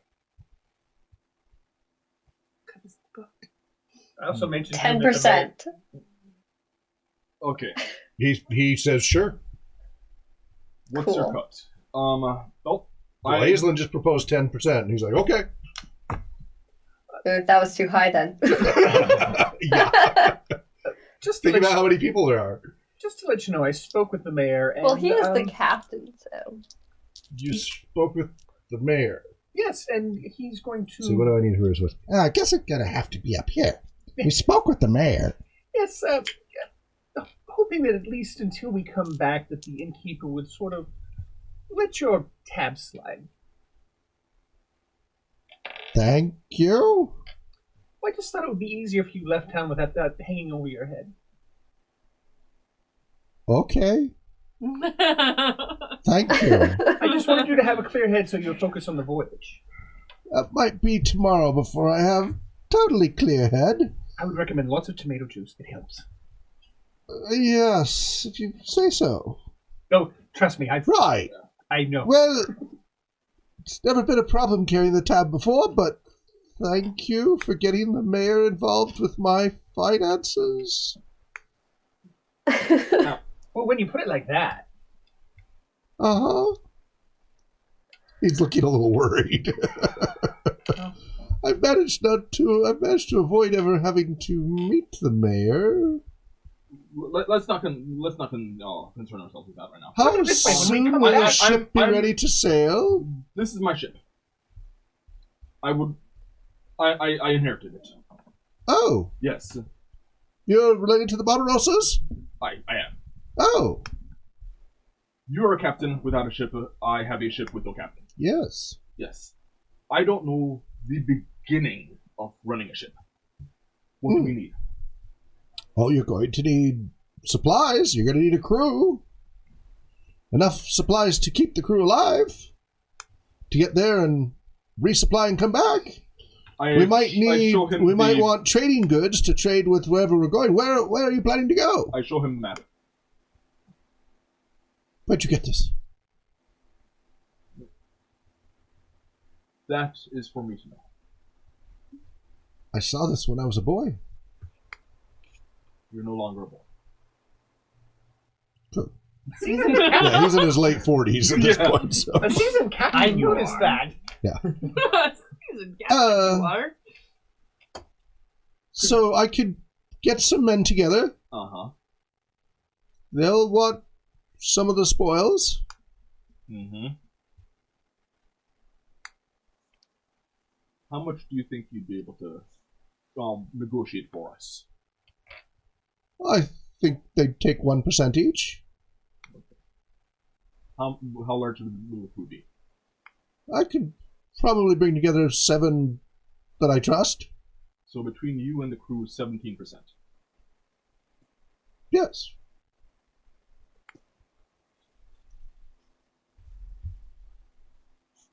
Counteroffer. He rubs his bleary eyes. Like, oh, it's going to be like this, is it? Oh. Yes.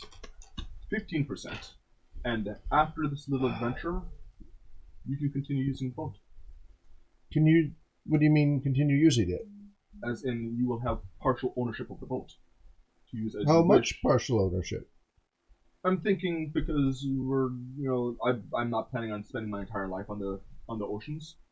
As long as me or my party is not around, it's yours.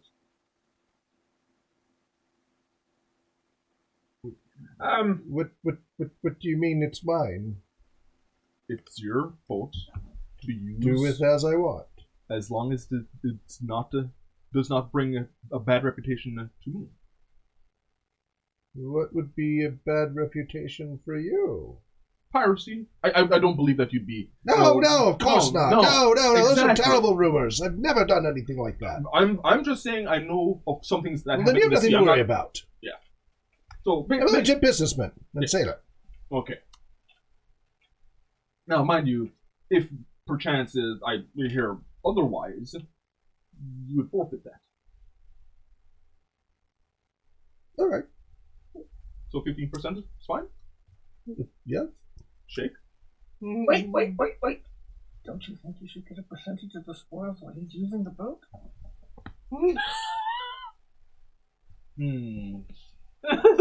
And He glowers at you. 10% of spoils while you're away. Fine. Okay. You want to write that down? 10% Never of know. spoils. All right. He says he can probably have a crew ready for dawn in the morning and probably have things provisioned if you've got the money to cover the provisions. Bing. Is provisions 500? No, it's 600. Why make it easy? It's going to be $100 a person, or $100 gold pieces a person for one way, and then assume that you're going to have to reprovision coming back So it's a lot more than 500. So it's going to be a lot more than 500. between food and water. Again, he's not quite sure how far we're talking here, so if you wanted to give him something, he's not sure how long that's going to take. That will take weeks.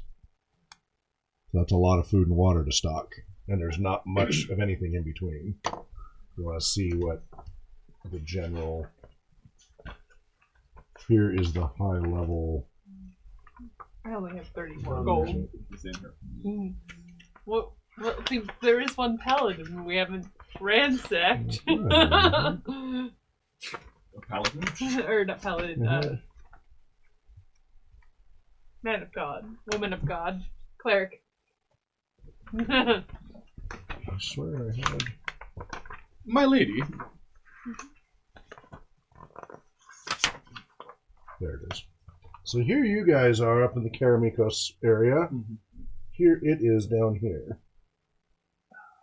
It's a long way. So 100 gold a person is actually pretty darn cheap. But it'd be 100 gold for the entire crew per person. Every person that's going to be on the ship is going to be 100 gold per person to have barely enough food if nothing goes terribly wrong, So what was the number just of to people make we it have? there. 13. 13. Lucky number. 1,300. We are short I only can 800. cover a third of that. Well, and I mean, we could try to hit some of the smaller islands and reprovision if we could find fresh water there. I think some of them we could get at least some provisions, and if we could stop there for a few days and hunting, and I could maybe cut that down a little, but it would be a gamble. It would be pretty risky. If we get a squall or get caught in dead waters, we could starve very quickly. Or dehydrate. I think that's a good idea. I think that's a good idea because it'll give us some time to get our sea legs. It'll take us a lot longer to get there if we have to stop periodically to do that. Longer but safer. 500? Oh, I don't think it's safer. 500. I was only But counting. you're the owner. But you're the expert. Well, then you've got my Captain- advice. Yeah. Feels good to be captain again. I feel safe in my investment because I don't plan on living long enough to have to go back. You hear him?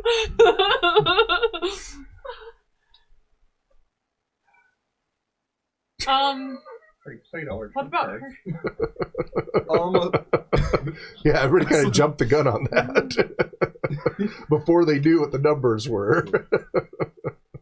Okay.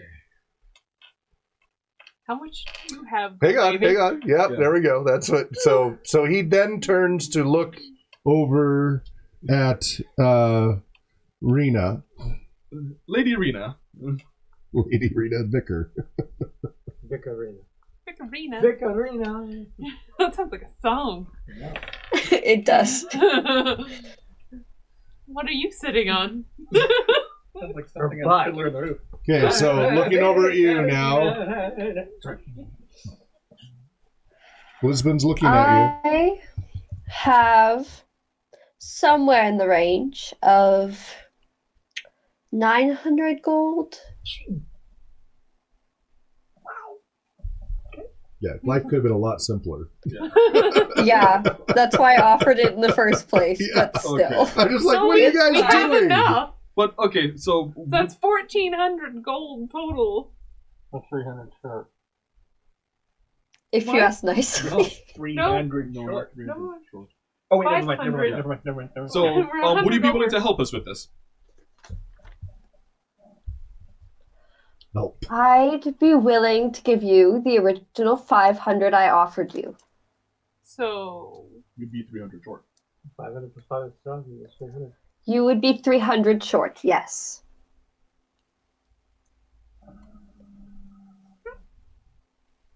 That's 100 apiece between you two. 3. 150. We- The two. For the two of them. 3. our money's already in. Okay. Yeah. All right. Yeah, we pulled our gold together. Is that all the money you guys have? I Yeah. have 30 gold left. I have 30 gold. You won't need any money on the seas. I'll finish off your 1,300. It'll all be trade. Okay, so you have 100 gold at just no matter what, walking away. Mm-hmm. I have 13 gold walking away. I have 30. That's adventuring. Okay. You're all in, or Yeah. you're I don't not. plan on living long enough to have to pay any of this, so it's okay. All right. Okay. So you got enough for the supplies. All right. He goes, takes the money from all of you. Mhm. Guy you just met, drunk in his cups, thanks you for the 1,300 gold, And he's gone in scurries the morning. away. But we have a ship. What do you do? I follow him. Okay. Bye, guys. I'll keep an eye on this. Yeah, Wait. my dice, or please. monitor this. I follow him to maintain the proper thing on my investment. So he's being followed by two of you. I'll help.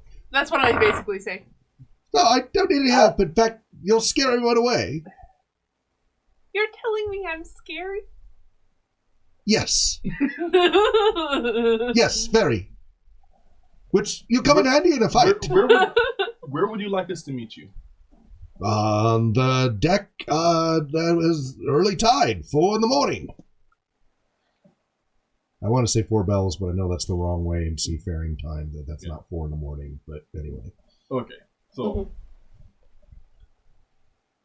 we'll be ready to go. We shall be ship ready to go. I'll have the crew ready for you, and we'll be ready to go. Okay. We'll go out with the tide at 5 a.m. He seems really eager. Can I roll perception? No such thing here, but you can roll wisdom if you Okay. want. If you want to roll wisdom, you may. I think I am too. 'Cause I'm, yeah. Okay. There's such a thing as rolling too much, in this Yeah. game. But anyway, go I ahead. don't We think- haven't been doing much roll rolling. away. You're gonna have to trust me. I rolled a 19. Oh wait, no. Okay. He's Well, low is better. so the way it works is you roll below your stat or below. So my wisdom. So we trust you, Oh, Vale. so it's my wisdom is backwards? 11, Yes, a lot of things are. Ah. and yeah. I rolled a 1. Okay. He just seems really excited to get underway here, as far as you can He's tell. not gonna run. I don't get the feeling he's gonna run off with the money. You have your worries, concerns, and suspicions that get in the way of you being able to be certain. But he's, as far as you can tell, he just seems to be anxious to get underway. This is what he does. He loves to be the captain of the ship. All right. Well, then I And go he doesn't and have I his own look ship at to run away everyone and I with. said, Exactly. I think I'm gonna start off early and sleep on the I'm gonna head over to the I already heard I was sleeping on the boat. boat. I don't think Okay. any of this going on. Oh, this is going to go lovely when you're trapped on a ship together with nothing to do. Eat your own young. All right. I'm just gonna be happy that there isn't gonna be any place for me to bury I'm going to things. fast forward again. Yes. Everybody goes, gets a good night's sleep. Any last equipment you need to buy with your last few coins that you have? Already took care of that. Okay. Before we head out, I'm going to go say some serious prayers because we're going to need it. Sounds like a good Lots of idea. Prayers. This would be a good time Gonna in the say some morning bomb prayers, yeah. to pick your spells. Make sure you got your spells picked for the morning. Okay. I'm going to. I don't Morning have comes spells as a around fighter, early. right? You don't have to as a fighter. I was like, I don't think I have spells. Everybody, those are I some of you who cast slept on the sword. deck. Those of you who slept on the boat were kept up most of the night by the noise of stuff being loaded, crew scrubbing and cleaning and prepping the deck. So those who slept on the boat do not get any sleep, and you will have a -1 to your actions for the day. So everything you try to do. So that was, I try to do as little as possible. that was Blisbane and Kat that were on the deck? Yeah. Okay. Rest of you get a good night's sleep. Well, and I think that Oh, our did you? Were you on brother. the deck too? Absolutely. You were on the deck too? Yep. Okay, so 3 of you do not get a good night's sleep at all because of all the noise of getting the ship ready, ship in shape. And so in the morning, it's scrubbed clean, the rigging's been tightened up, prepared. The crew looks pretty unsavory, but the ship looks great. It looks almost new. And it's all stockpiled. There's tons and tons of barrels of water and food, and it is prepped. What are you doing about your horses? Now, you took care of yours. Yep. Okay. What were you Painfully doing? so. I'm bringing the horse. You're going to have to talk to him. Horse won't fit. And there were no provisions for horses in this calculation. Oh, I was mentioned for that for 13 nothing people. then, huh? I think we're going to be walking. Oh, that's okay. We He left his war horse behind. He made arrangements with the innkeeper to keep it there. By the way, I left I thought the... you Which, if you sold want, it. you can run a tab there. I'll just give it to the church. Okay. That works. Church probably gave it to you in the first place. I Go ahead and get the value of it. Just back it anyway. also left my wagon Mhm. with the tarp over it and Yes. the netting. You covered it, But, yeah. but Where's the equipment? it's basically empty. Yeah. That's the only things on it. Sure. All right. All right. Make me look at that. You're all on the ship. Now, whatever name it had previously, it doesn't tell me. And you're a new owner. Do you want to name it? I asked the halfling to christen it.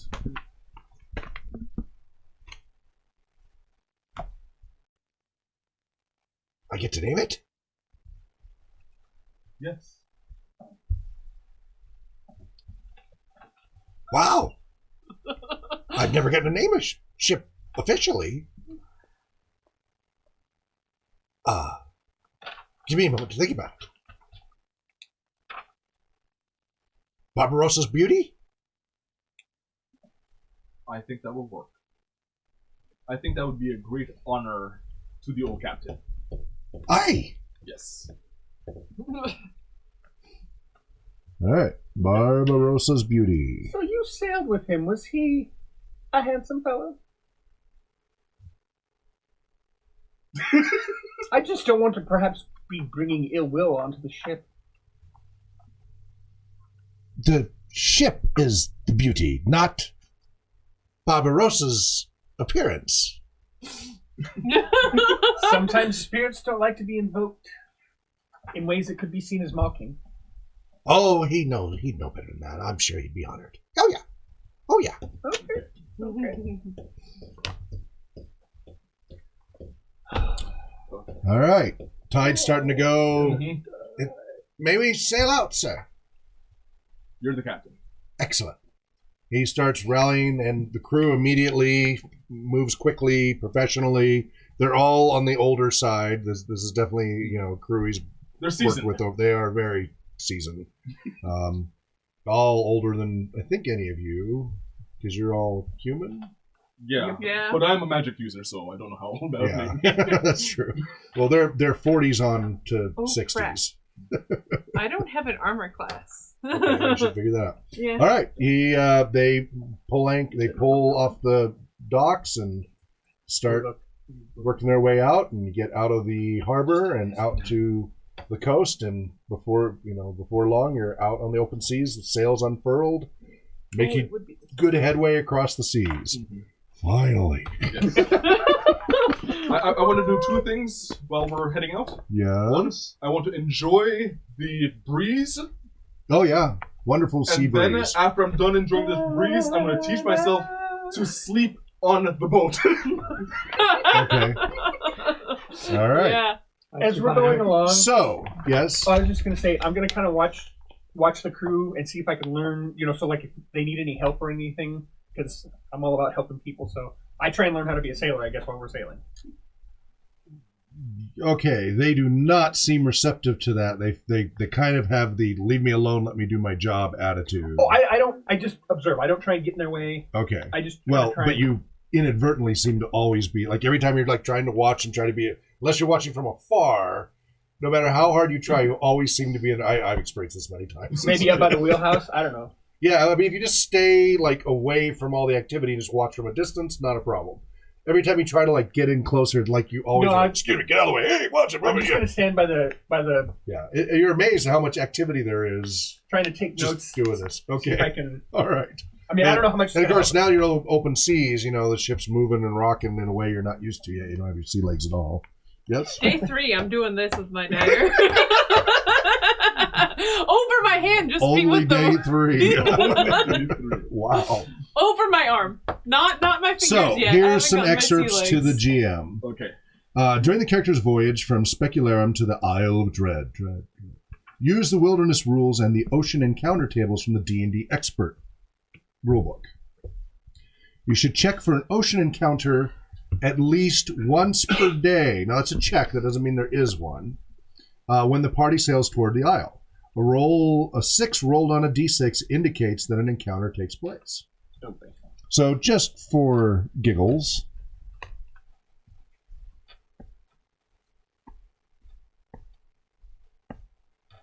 Fifth day, there's an encounter. But it's aquatic elves, and they want to help.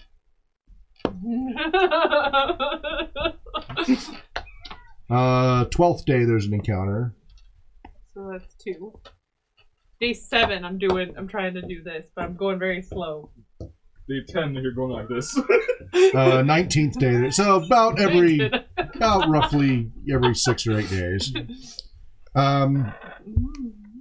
Remember to check for weather once each day. Roll 2d6. A roll of 2 means there's no wind, which is bad.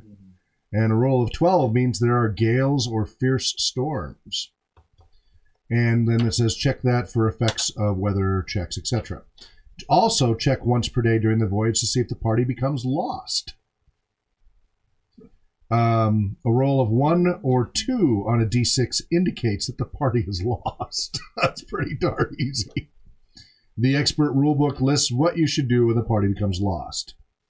If the party's boat enters a reef area, it takes a certain D percentage points of hull damage. Just roll percentile and see how much hull damage you take. However, it says clearly, in spite of all these hazards, remember that the characters should still reach the Isle of Dread.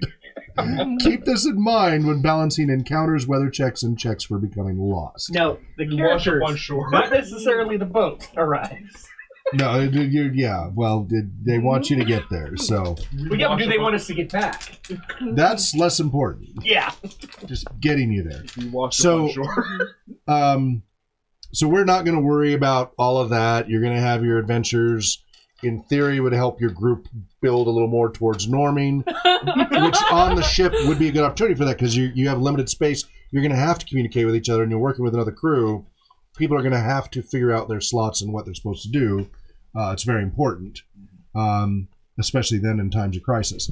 So unfortunately, we're going to skip that as far as your group getting that opportunity for potential samples of norming. Yeah. But that's what would be expected in the lengthy travel. And of course, you did decide to go straight down rather than trying to hit the islands. Yeah. Luckily, since you didn't have a ton of encounters, I'm not sure about the weather. Oh, you did hit one set of gales at one point. It was in the correct direction and saved us time. What's that? Which is going in the correct direction, get Right, saved just us sped time. you there faster. Took a day off. And yeah, you had some slower winds, but no dead winds, so that's good. So you made pretty good progress. All right. So now looking at that map, where do you guys want to go? As you get closer, you need to decide where you're going to sail, where you're planning to make portage, where you want to get, what do you want to do? Now, you've also got the story where he gives you details of different parts of the island with that handout. You guys need to say where you're going to go. Well, this area, the people actually seem somewhat friendly because he got to see the wall. So probably should start at the wall. Or should we start at an outer island? What's the dot mean? Is that what you... Aislinn, let's see. If I hold this up, that's not very helpful.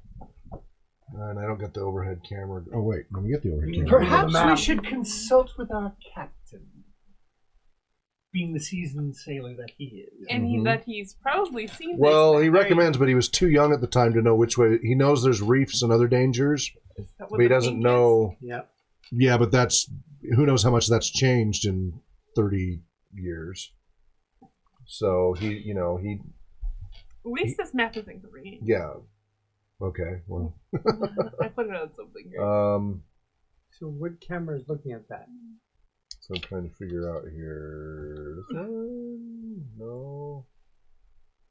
Not that one. That's you guys. That's over my shoulder. That's that one. Why isn't it? That camera even on? No, it's I saw green. green light flash. Oh, you did? Right there? No light now.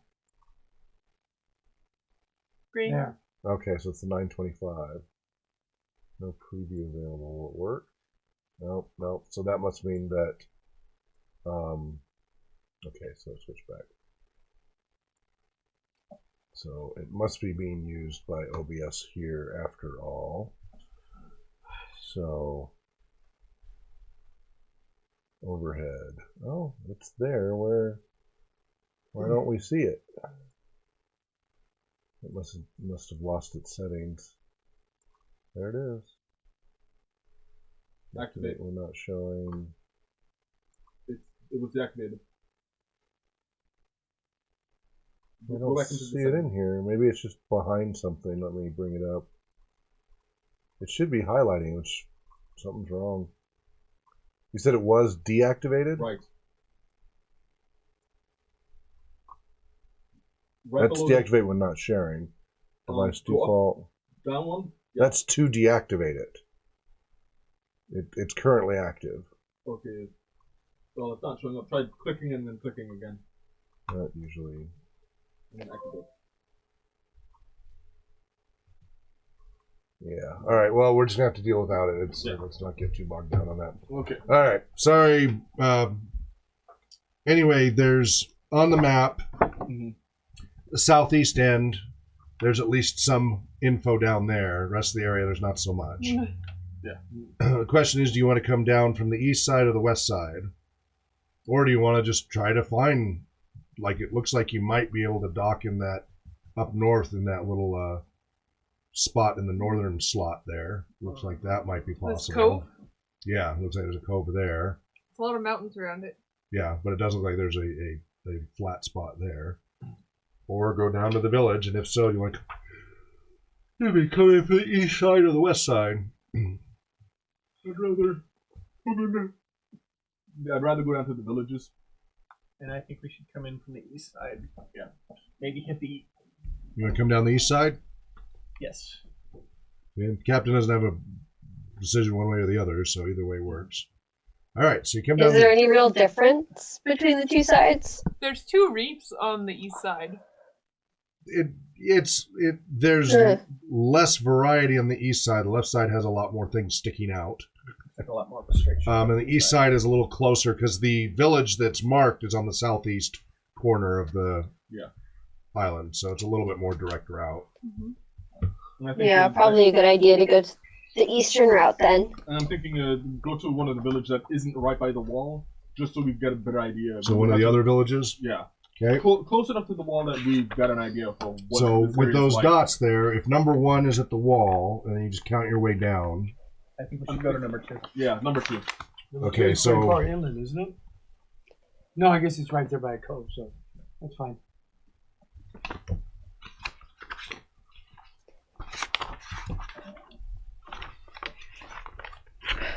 All right. So, are you going to try to go between those 2 reefs or down around the northern end of the reefs or the southern end of the reefs? Because according to the map, there's north of the reefs, south of the reefs, or between the reefs to get into that area. South of the reefs. Okay, so come in the south side there. All right, so you're sailing. Your sailor does an awesome job of navigating. There's land ahead! Still going to be a few more days of travel to get round to the south side.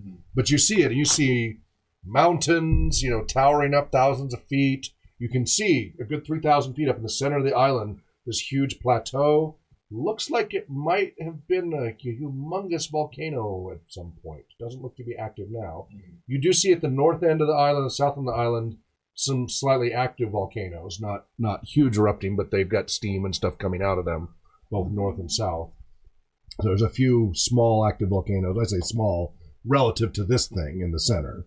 They're big, but relative to that thing in the center. I wish that your coffee cup had been in the cone center. in the middle, yeah. Well, on the map, it's about 4 hexes across in that center thing. It's pretty good size. So, and a hex on here is 6 miles, so that's at least 24 miles across. Wow. Yeah. Oh. It's pretty big. So you guys work your way around, and I gotta check just a couple of things here. So as you guys are sailing around this little kind of outcrop here, and you're coming around this way, kind of doing coastal sailing because the waters are a little easier here. It's midday, and you hear in the crow's nest one of the crew say, "Ahoy to the west! There's something flying this way!" Okay. We'll look to the west. So, and you've seen birds and such, but no, there's something larger flying this way. Not huge or anything, but yeah, it looks like. Does the captain immediately turn to the opposite, and so that we're harder to target? At this point, he's still sailing south. Everybody's just looking that direction. It's just the guy in the crow's nest. And again, you can just kind of see the island. It's still a few miles away. But you do see something with large wings kind of flying in your direction. Again, it's very small at this point, but something pretty large. Can I sing to the Flying glory of this the way. Gorkros? Of the what? The glory of the Gorkros? Sorry, different world. Do what you never mind. want. And it's slowly getting closer and closer, but you guys are about half a mile away. You see it is something very large with wings and a humanoid shape between, but seems to be having trouble keeping up with the boat. So it kind of came like this as the boat traveled, and and then you see it turn and fly back. Didn't quite make it out. You're about 3 miles out, and it made it about 2.5 miles before it turned back away. Do I ask? I asked the captain if I can borrow his. Oh, I lost that with my last ship. Lost everything with my last ship.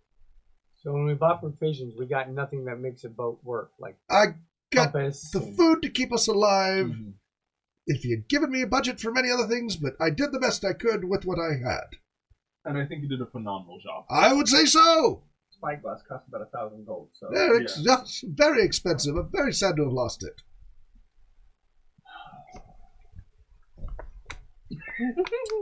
All right, so you Obviously continue we have on. sections and things like that still.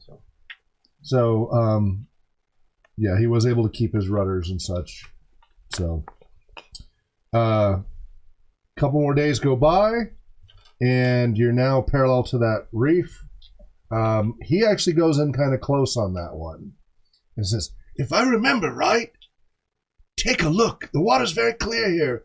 I think this is where all the oyster beds are. And it's a good 20 feet down, if I remember right. I was swimming down there as a lad. Huge oysters. Thousands of them all along there. Could make a man rich just grabbing pearls out of those, I bet." I look down. So you get close, sunny day, lights hitting it right, very clear, beautiful water. And sure enough, you can see some oysters, like huge oysters, of many sizes. But you especially see these huge oysters down there. Yeah, thousands of them. So we put hooks on ropes, bring the hooks down to the oysters, and then try to pull them up. Well, use the boat to pull them open. You do see some of the sailors coming over and eyeing the oysters hungrily, just as far as, not food, just as far as like, ooh, opportunity.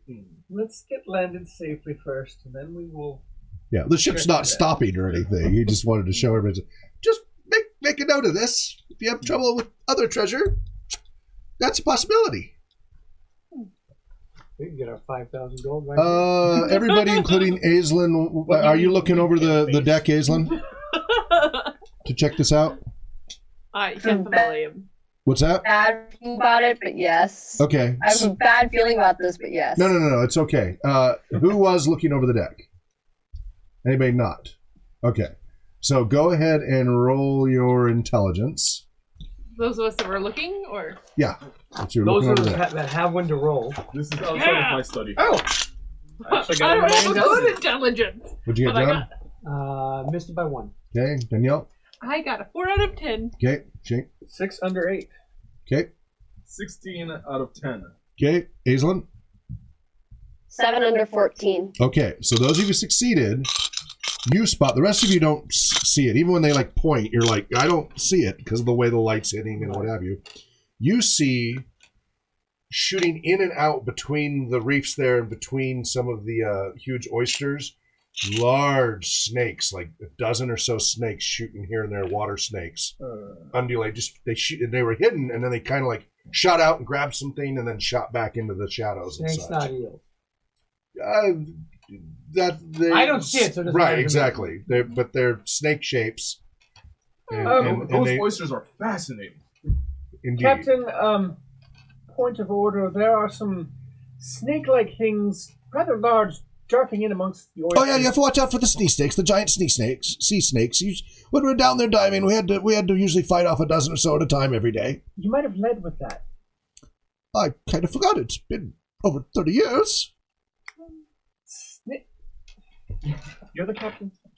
We're not in there now. We weren't going in there now. It's just something to think about. I mean, you don't think it's going to be easy, do you, to make this kind of money? No, but snakes. You have a thing against snakes? They're tasty. These aren't the tastiest, but they can be tasty. Snakes at large would think we might be tasty. That's Especially true. one of your stature. Oh, that's true. That's definitely true. You have to be quick with the knife. Oh, what I wouldn't give for a harpoon. Well, None of you have seen a harpoon or know what a harpoon What's a is harpoon? at this point. is a harpoon like a crossbow? Sort of. It's like a shooting spear. Kind of like a crossbow spear. Yes. A ballista? No, nothing that big. But what if you had something? It would be really hard to hit how fast they move. But Nice. crossbow in the walk? It's specially designed for this. It's meant for the sea. For whales and other creatures and such. All right, so you guys continue on the rest of the day. You make your way around. Next morning, sun breaks, and at this point, he had you anchor out during the night for fear of the reefs and such. Right. So in the morning it breaks, they pull up anchor and go between the reefs and the island to go to that first little town. As your ship gets closer, you see villagers come running down to the shore there with spears and other things. Hard to make out their details, but you see them waiting, watching. About 20 or so come running down there, watching, and you see a few canoes with side. I forget what they're called. Outrigger canoe? Outrigger, thank you. Yeah, you see outrigger canoes parked there, beached, and a few of them seem to be starting to get ready to get those ready to launch into the water. The captain's like, "This, I can get you." He's dropping weights on ropes and stuff, and they're trying to come in carefully, and he finally has the ship stop, still a good 600 feet away from the shore before he drops anchor. "This is as close as I dare take it, and unfortunately your boat didn't come with any lifeboat, so we might have to wait for them to come out here and see what they're willing to trade. Usually they are happy to see us if they're not headhunters." What They're is still your happy to see it, what is just your- for different reasons. what is your opinion on their disposition? Yes. What is your opinion on their disposition? I don't know yet. Okay. It's too far away to tell. In that case, I trust your judgment and Are wait they and see. flying flags? Do they even use flags? They have been known to do that in battle. They have totems, and they'll have flags of their totems. I don't see any flags or totems.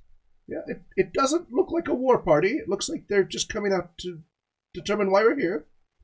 As long as we Sounds don't fair. threaten them, they'll probably just want to trade. I put my crossbow back in my bag. You keep the crossbow on the inside of your bag? So everybody has their spells prepared for the day. Yeah, I think as fourth level, I think I can do 2 and 2, I think. 2 and 1. 2 and 1. Okay. Yeah. Clerics, I think 2 and 2 then. Yep, 2 and 1. Okay. And let's see here. Or I have fourth level prepared. 2 and 2. Right. Let's see. Whole portal will seal a door, right? I'm at 2 and It'll 1. stop a Fifth door from level, I get 2 and opening. 2. It won't seal it. It'll just stop it from opening. Okay. In that case, Like it won't seal the cracks or anything like that. It just makes it so you can't. Hold door. Hold the door. Hold the door. Hold the door. I don't Okay. get 2 and 2. He might have been alive if they'd had that spell. Yeah. 2 and 2 is a curator. C-U-R-A-T. Curate. Curate. But what time is it that we're... It's only about 10 in the morning. I'm going to make So that's sure. strategy. Well, huh? Okay. I'm going to prepare detect evil. Okay. I'm going to prepare read magic. Okay.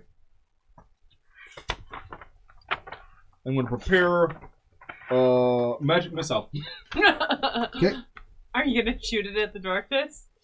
No. Actually, no. I'm going to actually prepare 2 magic missiles and opt not to do the read magic. I asked the captain if he speaks the native language. Not really. I might remember a few words, maybe, of greeting. That's about it, I'm afraid. But I think they can speak common with brokenly, but I think because they trade enough. You greet, we'll do the rest. Okay. He No looks comprehend worried. languages? Oh my god. Comprehend languages. Aisland, anything you want to say or do? They are now 4 of those outrigger canoes are now heading out. There are 4 people per canoe. You see each one is being led by a female, and then the 3 behind them. Then I stand up taller. I think we should all stand behind Aisland, anything you her. want to say or do? I'm going to stand Yeah. behind her. Okay. I believe the fighter and I should take head on this one. I see that their leaders are also female. They might be more receptive to female speakers themselves. It sounds logical. Okay, so 4 boats coming Thank out. you. Total of 16 people coming out. It looks like these outriggers could hold quite a bit, at least twice as many people each. So, and you just see more people up at the beach and up in the town, the village, the huts and such up above. So there's definitely more people. All right. So they're rowing. You do see that it looks like their outriggers could even put up to sail if they wanted to, a single mast if they wanted. But they're riding out. The 3 in the back look like warrior types with spears. They don't have any armor. But you notice as they get closer, each of the 4, each canoe has a different design, and each group is wearing different clothing styles and colors. Can I borrow the player handbook? I need to check the range on it to detect evil. Is it first level spell? I don't think so. If it's second level or higher, you're going to need this book. Oh, in that case, I'm probably going to need that book. Oh, that's probably not better enough. I got it.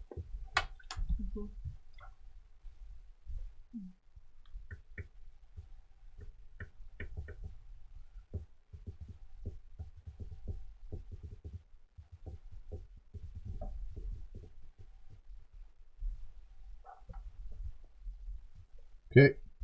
So they're getting closer. One starts to pull ahead of the others, and the other 3 kind of move around the boat, so kind of surround. But one comes closer, and you see their clothing is more in kind of a striped white and orange style, and comes closer. The woman in the front looks like she's been out in the seas and the suns quite a bit. Maybe looks a little older than she is. It's hard to tell. But definitely strongly built. These are all strongly built people. not super tall, but very solid and strongly built. And so they approach. Horatio calls out to them, give some sort of greeting. They shout back, give a wave. The one leading gestures that they put their spears down. Well, they're still handy, but put their spears down. And the one in front, she stands up, very confidently on the front of the canoe as it comes up alongside. And he drops down the rope ladder for her. And before the canoe hasn't even stopped, right? They're reaching out to stabilize against it. She just leaps like 5 feet from the canoe onto the ladder very lithely and just grabs right onto it easily and starts scurrying up the ladder very easily. And comes leaping on in. Some of the other crew is making themselves busy doing busy work. They're uncomfortable. And so she comes in, looks at each of you. So Aislinn, describe your character, and then Danielle, describe your character, the visual appearance.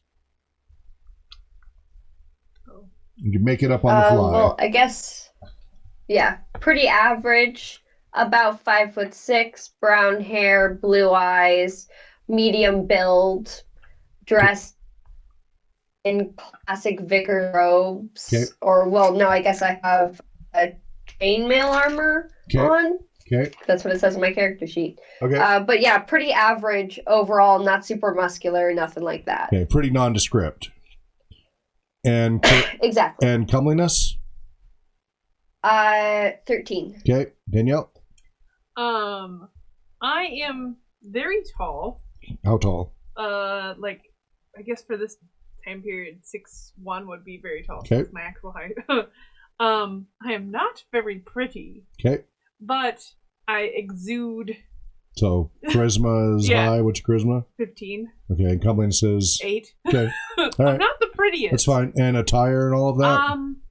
I have chainmail on. Okay. But yeah, it's more girly-ish chainmail. It's built Girly for chainmail. It's built for It's women. not a chainmail bikini, right? It's not a bikini, but it's definitely It's not bikini like mail, a flat.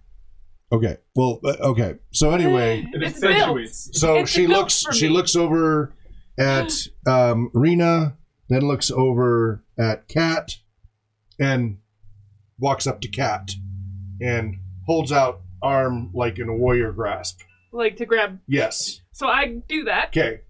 Strong hand, strong, firm. Yeah, grip. I try and How match about it. that? And says some greeting you don't recognize the Hello. term. Hello. Hello. Cat. Kat. Mm-hmm. Lana. Lada. Nice to meet you. Lana. Lana. Tiger Clan. Tiger Clan. Yes. I introduce Aislinn first. Well, her character Or is Rena. Rena. Oh, sorry. I meant to say it. Rena. Rena. And then I go through everyone else. Nice to meet you. Nice meet you. Long time not see your people. 30 I'm sorry years. for that. You bring trade? I She look looks over- expectantly around. You bring. She points Other- to you guys. You three. Uh-huh. You bring slaves? She looks expectantly. No. Oh. What you bring Unfortunately. trade? I look over at the captain. He's like, I thought you were getting trade. you gave me barely enough to feed everyone. I shuffle over, and I hand you Wolfsbane.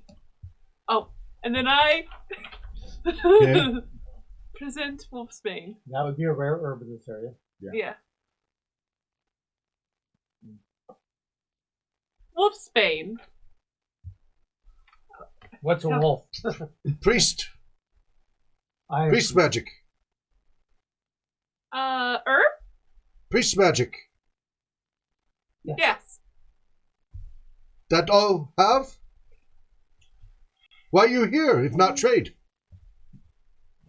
I'm nervously looking between the. She's now starting to The look two a little. leads. She kind of steps back a little bit, looking concerned. Why you here? What you want? I let her know that my family member died in this. Well, communicate to her. You can talk. Oh. Why can't you? I bow deeply. She nods, kind of smiles like you're being silly. I know that I'm weak and I'm frail and my charisma is also a 7. Okay. And my communist is a 9. Okay. Yeah. Ooh. So you're gonna tick her off. your charisma is 7. Yeah. Okay. All right. Bumble away. Let's see. Initial reaction. Before he starts talking. No. Let him. I was gonna go. He's not the best with words. He means well, though. Yes, and I'm going to do a lot of deferring to her. Okay. My family member who used to, sail ships was in this area, and I heard much about how beautiful your lands were. I wanted to see what my family member had seen. You come see our lands And your people. because pretty. Interesting. New to me. That all you come for? Just see? And to see what the opportunities are. I do not know you. I not know you, but I tell you, Lana, Blisbane. Blisbane. Yes. Now I know you. You know me. Last name Barbarous. Barbaros. Barbarossa. Barbarossa. Baba. Don't know. She probably was a little kid at best, if even that old. It's hard to say. You want to talk? I go and I bow. Because you were like, so she immediately like, you want to talk? Talk. We have also come. You've heard of the wonders that the gods have built.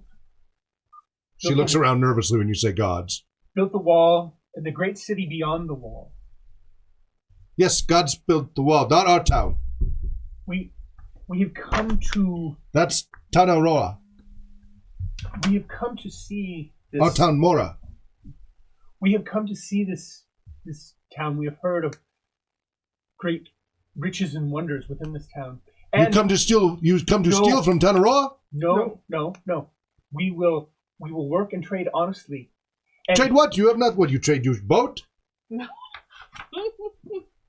Can I jump in? Myself and my go friends. ahead. Go ahead, Aislinn. She's going to interrupt you. Go Yeah, ahead. that's fine. We have language to trade, which will help you trade with our people in the future. We hope to send more ships to your land to trade more and more goods in the future. But you must speak our language and we must speak yours. Okay. I talk your language good. But we would like to help. Help us what? We have much to sell you. You bring trade? In the future. In the future. Okay. We did not know what it would be like here. So you just come to meet and Yes. see pretty Yes. Yes, and talk. and talk. Well then, Yes. come to village, eat and talk. We have much food, happy to share. Thank you. Thank you. Gladly. You're welcome. Thank you. Looks down to you. You're very quiet. Yes. That is good. Pats you on the head. Luna, I like this one. if I may, myself and my two companions here are also healers. If perhaps there are those in your village who are sick or injured, we could attend to them. Would that be of value to you, Luna? We have our healers. We heal. We're good at heal. Perhaps our healers, your healers and us could share secrets and we could all learn to heal better together? Share secrets. What secrets you want share? Well, Yeah, perhaps exactly. we know some different things of healing that you don't. Yeah, you talk a lot. What? Better ways to heal. You can teach us better ways, we can teach you better. Okay, I like. You talk a lot. I'm new to these parts. I'm ignorant of your customs. I would love to learn. See? Talk. You talk a lot. I call you Mr. Talk a lot. That's okay. Mr. Talk a lot. Children like talk a lot. I am definitely going to follow in your footsteps. I'm now calling you Brother Talk-a-lot. Okay, that is good. So, Sounds like Carada. I not see small boat. How you get to us? You swim? We would like to request to maybe ride with you if possible to the Okay. mainland. Okay. So, let me talk to others. They'll bring up. We can carry 4 of you each boat. Thank you. Thank you. So she leaps up onto the railing there, like just leaps up and is just with her bare feet just standing on there, hands on her hips and such, as calls out in her native tongue and such. The other boats come around and she just dives into the water. She doesn't even bother with the rope ladder, just dives in, just smooth as could be, second nature, bobs up, leaps, pulls herself right into the canoe. Then they pull it up. She drives, shakes off at everything, and then says, come down. Bring him first. Do we all know how to swim? What's that? Do we all know how to swim? There's no skills. Yeah, in this game, it's assumed you can. You can't swim in armor and stuff like that, but later skills, actually skills do come in later, but that's at, I think, master level. All right. I strap my shield to my back Okay. and get my plate mail body over the side. You're and in help plate fight mail. Okay. The rope ladder strains as you We shouldn't have let him go first. roll your dex as you try to transfer into the canoe. And like I said, I don't have to pay my bill. What's your dex? 10. Oh, I got a lovely. 50. Sink like a stone. That's one of my higher scores. Sink like a stone. 5. All right. He gets into the canoe. It's a little wibbly wobbly, but it's pretty stable. And he sits down quickly. In chainmail, Okay, and chainmail. From plate mail to chainmail. Okay. I would be... If I jumped into the water, I would be okay? You would sink like a rock. In Okay. chainmail, Yeah. you would sink like a rock. Okay, then I climb down. Typical male shirt's going to weigh at least 70 pounds. Yeah. Okay. So carefully your work your side. way, dex check. My size would only be 40 pounds. Oh, but your shoot. size My would be 70. dexterity is a 7. Oh, but I got 3. Okay, good. Well, you guys are just, you played Russian We all have roulette. really low dexterity, don't we? Yeah, and you're playing Russian roulette. I'm like, you could just say, Oh, I didn't my wear my goodness. armor on the boat because I was afraid I was going to drown, but okay, you guys are wearing your I'm armor. I supposed to didn't be wear my prideful. armor until we got to near the shore. Okay, and that's now to fine. present myself, That's I'm going to fine. be in my armor. That's fine. Well, while they're climbing, since these 2 people more. don't seem too unfriendly, I'm going to take my armor off. All right, you take your armor off 10 minutes Because later. I'm just because not you're looking feeling at the like- deep water going, I mean, it's only like 50 feet, 30 feet deep here, but Yeah, I live consciously. more than you can breathe. I didn't survive Yeah. the encounter with the kobold by being brazen. Aislinn, do you get in this boat or wait for another one? What would it take to throw my armor down? Throw it down? Yeah, to instead a of person? so You that I could. well, you've got lots of rope here, so you could like wrap it around some rope and lower it down. Could I do that? Yes. Would My you- dexterity is a 4, and I don't want to risk it. That's a very good idea. So I'm easily gonna lowered down. Do that. Okay. They take your armor happily. Now you're going to climb down. Go ahead and roll your dex. You still can end up in the water, but at least you won't sink like a stone. Exactly. Exactly. I Wait tie a for it. rope around her. I got a 13, All so right. So I'm glad I did falls- not take that risk. Falls halfway off the ladder. He has a rope around your waist. You slam against the side of the boat. He Ow. then eases you down. You didn't take a hit point, just it was uncomfortable. And they eases you into the boat. And Ribs are sore. yeah, not that bad. Not that bad. All right. Yeah. So that's 3 in the boat. One more. Who's next? I'm going to follow suit, lower my armor, and then Okay. hopefully I don't. Copier.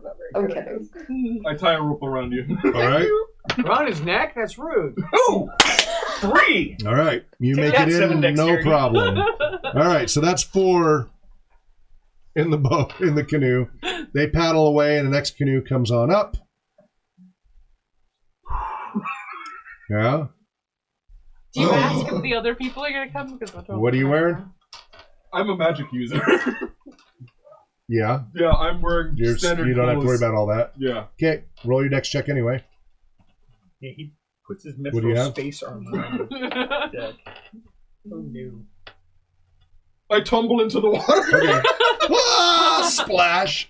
They My fish you out, drag you on, My blubbering dexterity into is the a 9, I canoe. rolled a 12. Okay, yeah. So they pull you in. There's a few chuckles.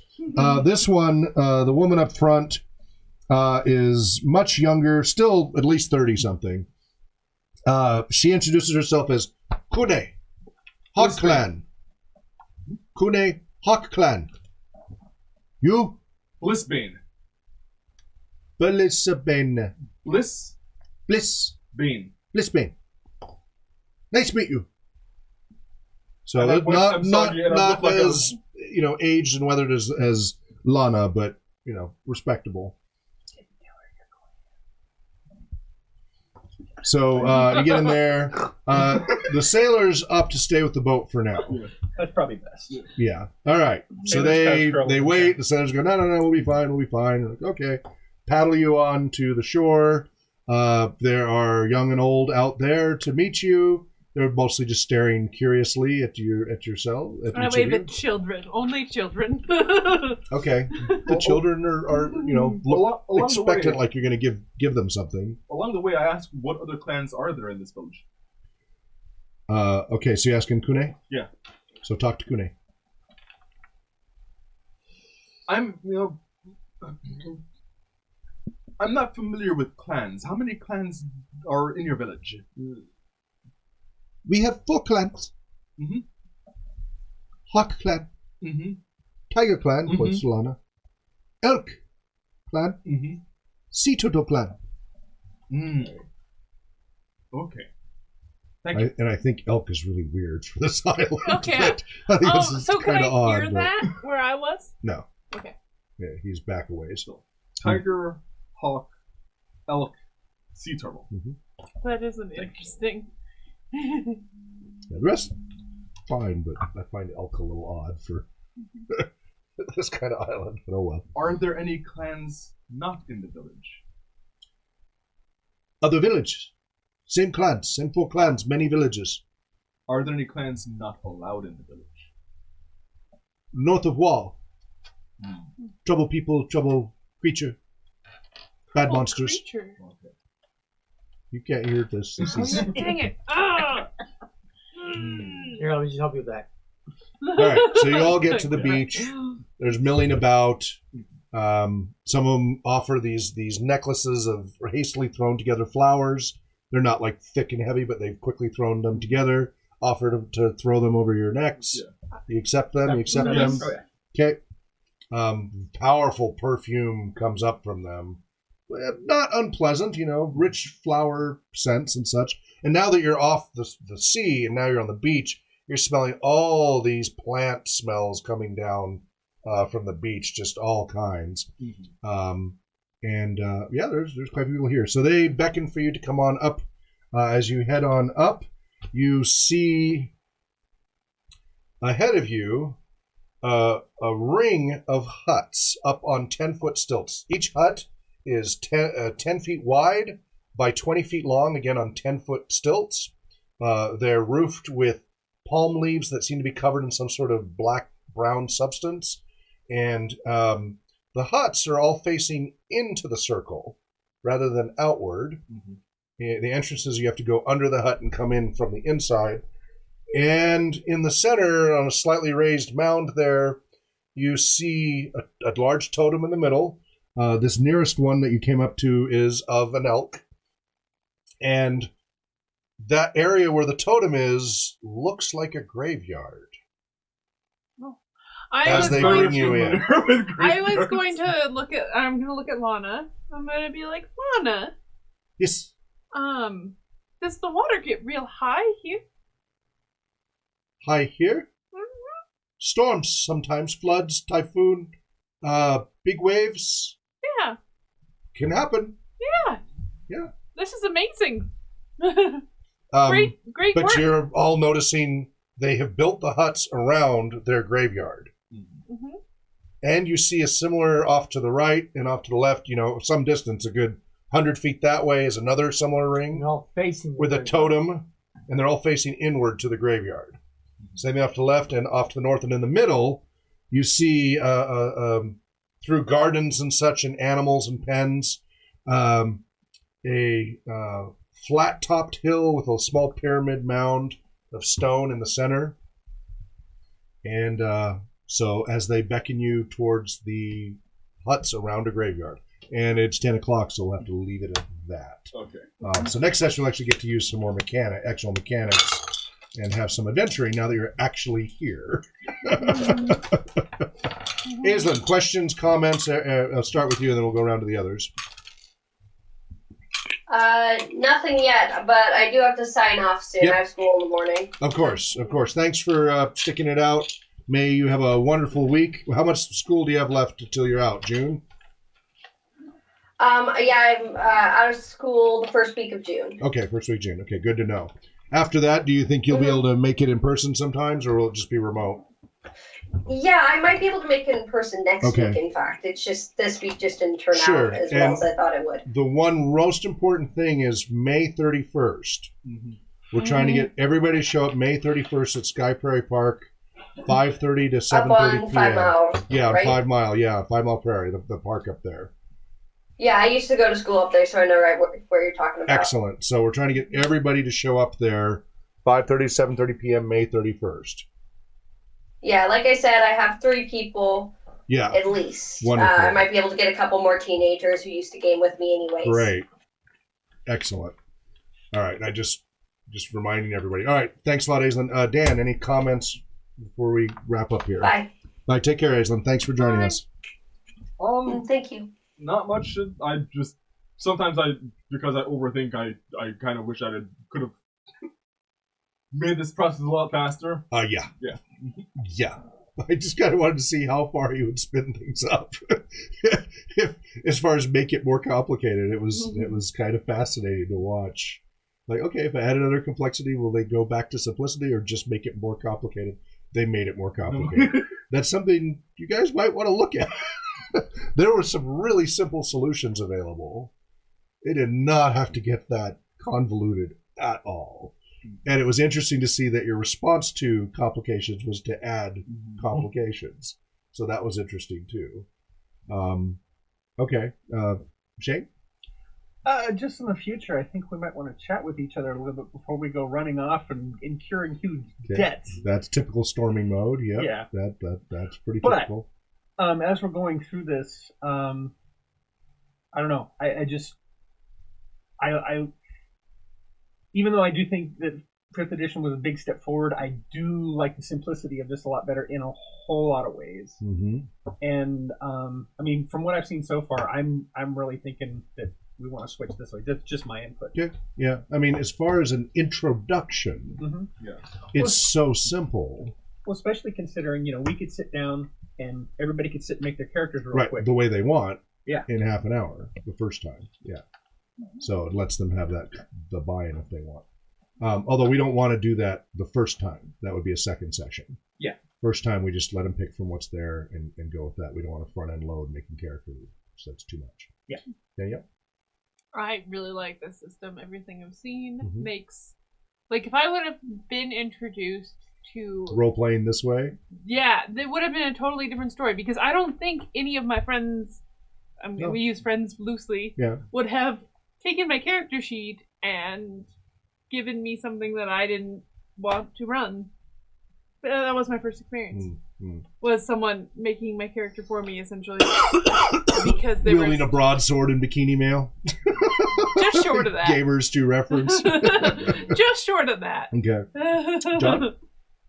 I wasn't expecting my church to be so mercenary. You've not dealt with many churches, apparently. 10. Yeah. You Whatever. didn't even haggle. That's You what don't haggle with your church. Yeah. You haggle with everybody. It sounds like you're from different churches. Yeah, no, it is not unusual to go, okay, we want all of this. If we're going to make this little investment, we want all of this. But that wasn't really the point. The point was that it didn't have to be this complicated. That wasn't supposed to be complicated. That No. was a very simple solution. No, I know, but it wasn't. The simple solution was right there all along. You had a simple solution all along. Then, for the supplies and things like that, you might have needed to get additional resources and such. He had the simple solution all along and kept shying away from it. Because I was trying to hold on to that worst case scenario. Right. Because she kept offering. It kept offering. And like, okay, we could just be done and go, okay. And he could have gotten tabs on all the supplies, by the way. He could have run up a tab on all of those. The mayor thing, I was like, okay. He's in trouble because Well, he said he'd run up much larger tabs in the past, and he'd always eventually been good for it. Much so that was he had a ship then. right, but you were offering for him to work again. Yeah. So, and he had a good reputation, so it would have been very easy. Use her money. Well, and he said, this is what pissed me off, as we got there, he said he was going to get stuff. He said $100 each 100 gold each, yeah. for supplies and stuff to trade. He did mention trade. He did. Yeah. He But did. He didn't follow through, apparently. Well, you have to talk to him about that. I looked at him and I was trying. Yep. That's You also need it- why they followed behind. You haven't had a conversation with him about that yet. Have a conversation with him next time. That's gonna have to happen. Yeah, have that conversation. You're like, well, wait a minute. You said. That's fine. There's a reason why he balked, and you'll want to interact with him on that. Yep. And being a wise captain he was, knowing that he's working with this, didn't tell us what kind of some extra supplies, like little boats or any other thing that a Well, he captain didn't have would that. He provide. didn't have that kind of money for that. He did get some stuff to trade, but he's also cagey and wary, and He's not going to start the trade until the end. He's Or going to make sure these aren't. Remember, he wanted to make sure they weren't headhunters first. Yeah. And he didn't seem convinced yet that they weren't. They all stayed on the boat. And again, you're walking towards huts ringing around their graveyards. ancestor worship. Yeah, I mean, possibly. So, I need to head out. You bet. Have a good one. Or they could all be next time. necromancers and we're good. Thanks for playing me well. Blah, blah, blah. All right, so we will not see you Friday, or there's a chance to see you Friday. I don't think so because I think Okay. my work hours are going to end up overlapping. Okie doke. If there's any chance you can, it would be Yeah, once greatly I find out, appreciated. Yeah, let us 'Cause know. Tomorrow I have orientation, and then I will be assigned what my actual work hours are. So once Okay. I find out, and it may be that maybe I can't be there at 3:30, maybe I can't get there until 4. But if I can be there, Okay. so And by the way, as far as the ratio, it won't be a problem. There's so much treasure on this, it won't be a problem.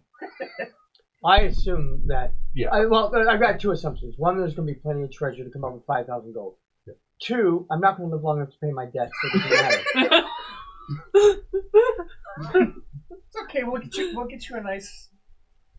We'll get you a nice stone. I'll be Okay. ancestor worship. Take care, Can Shane. Can you really quickly, because I've only got some of the numbers memorized, tell me what level? Okay. Well, I'll have to look on the website too. So Okay, I looked red on the website is and I 0 to didn't 90 see it. is 1 to 99. I know that much. Yeah. I think orange is 100 to 250. We're There still is. in the air, John. No, we're not. Yeah, we Yes, are. we are. Tell, get back past Oh, here. jeez. We're done. Hang up. Have a good night. Wherever you may be, Have a good night. be well. Happy Katie. And the body. Very well. Oh.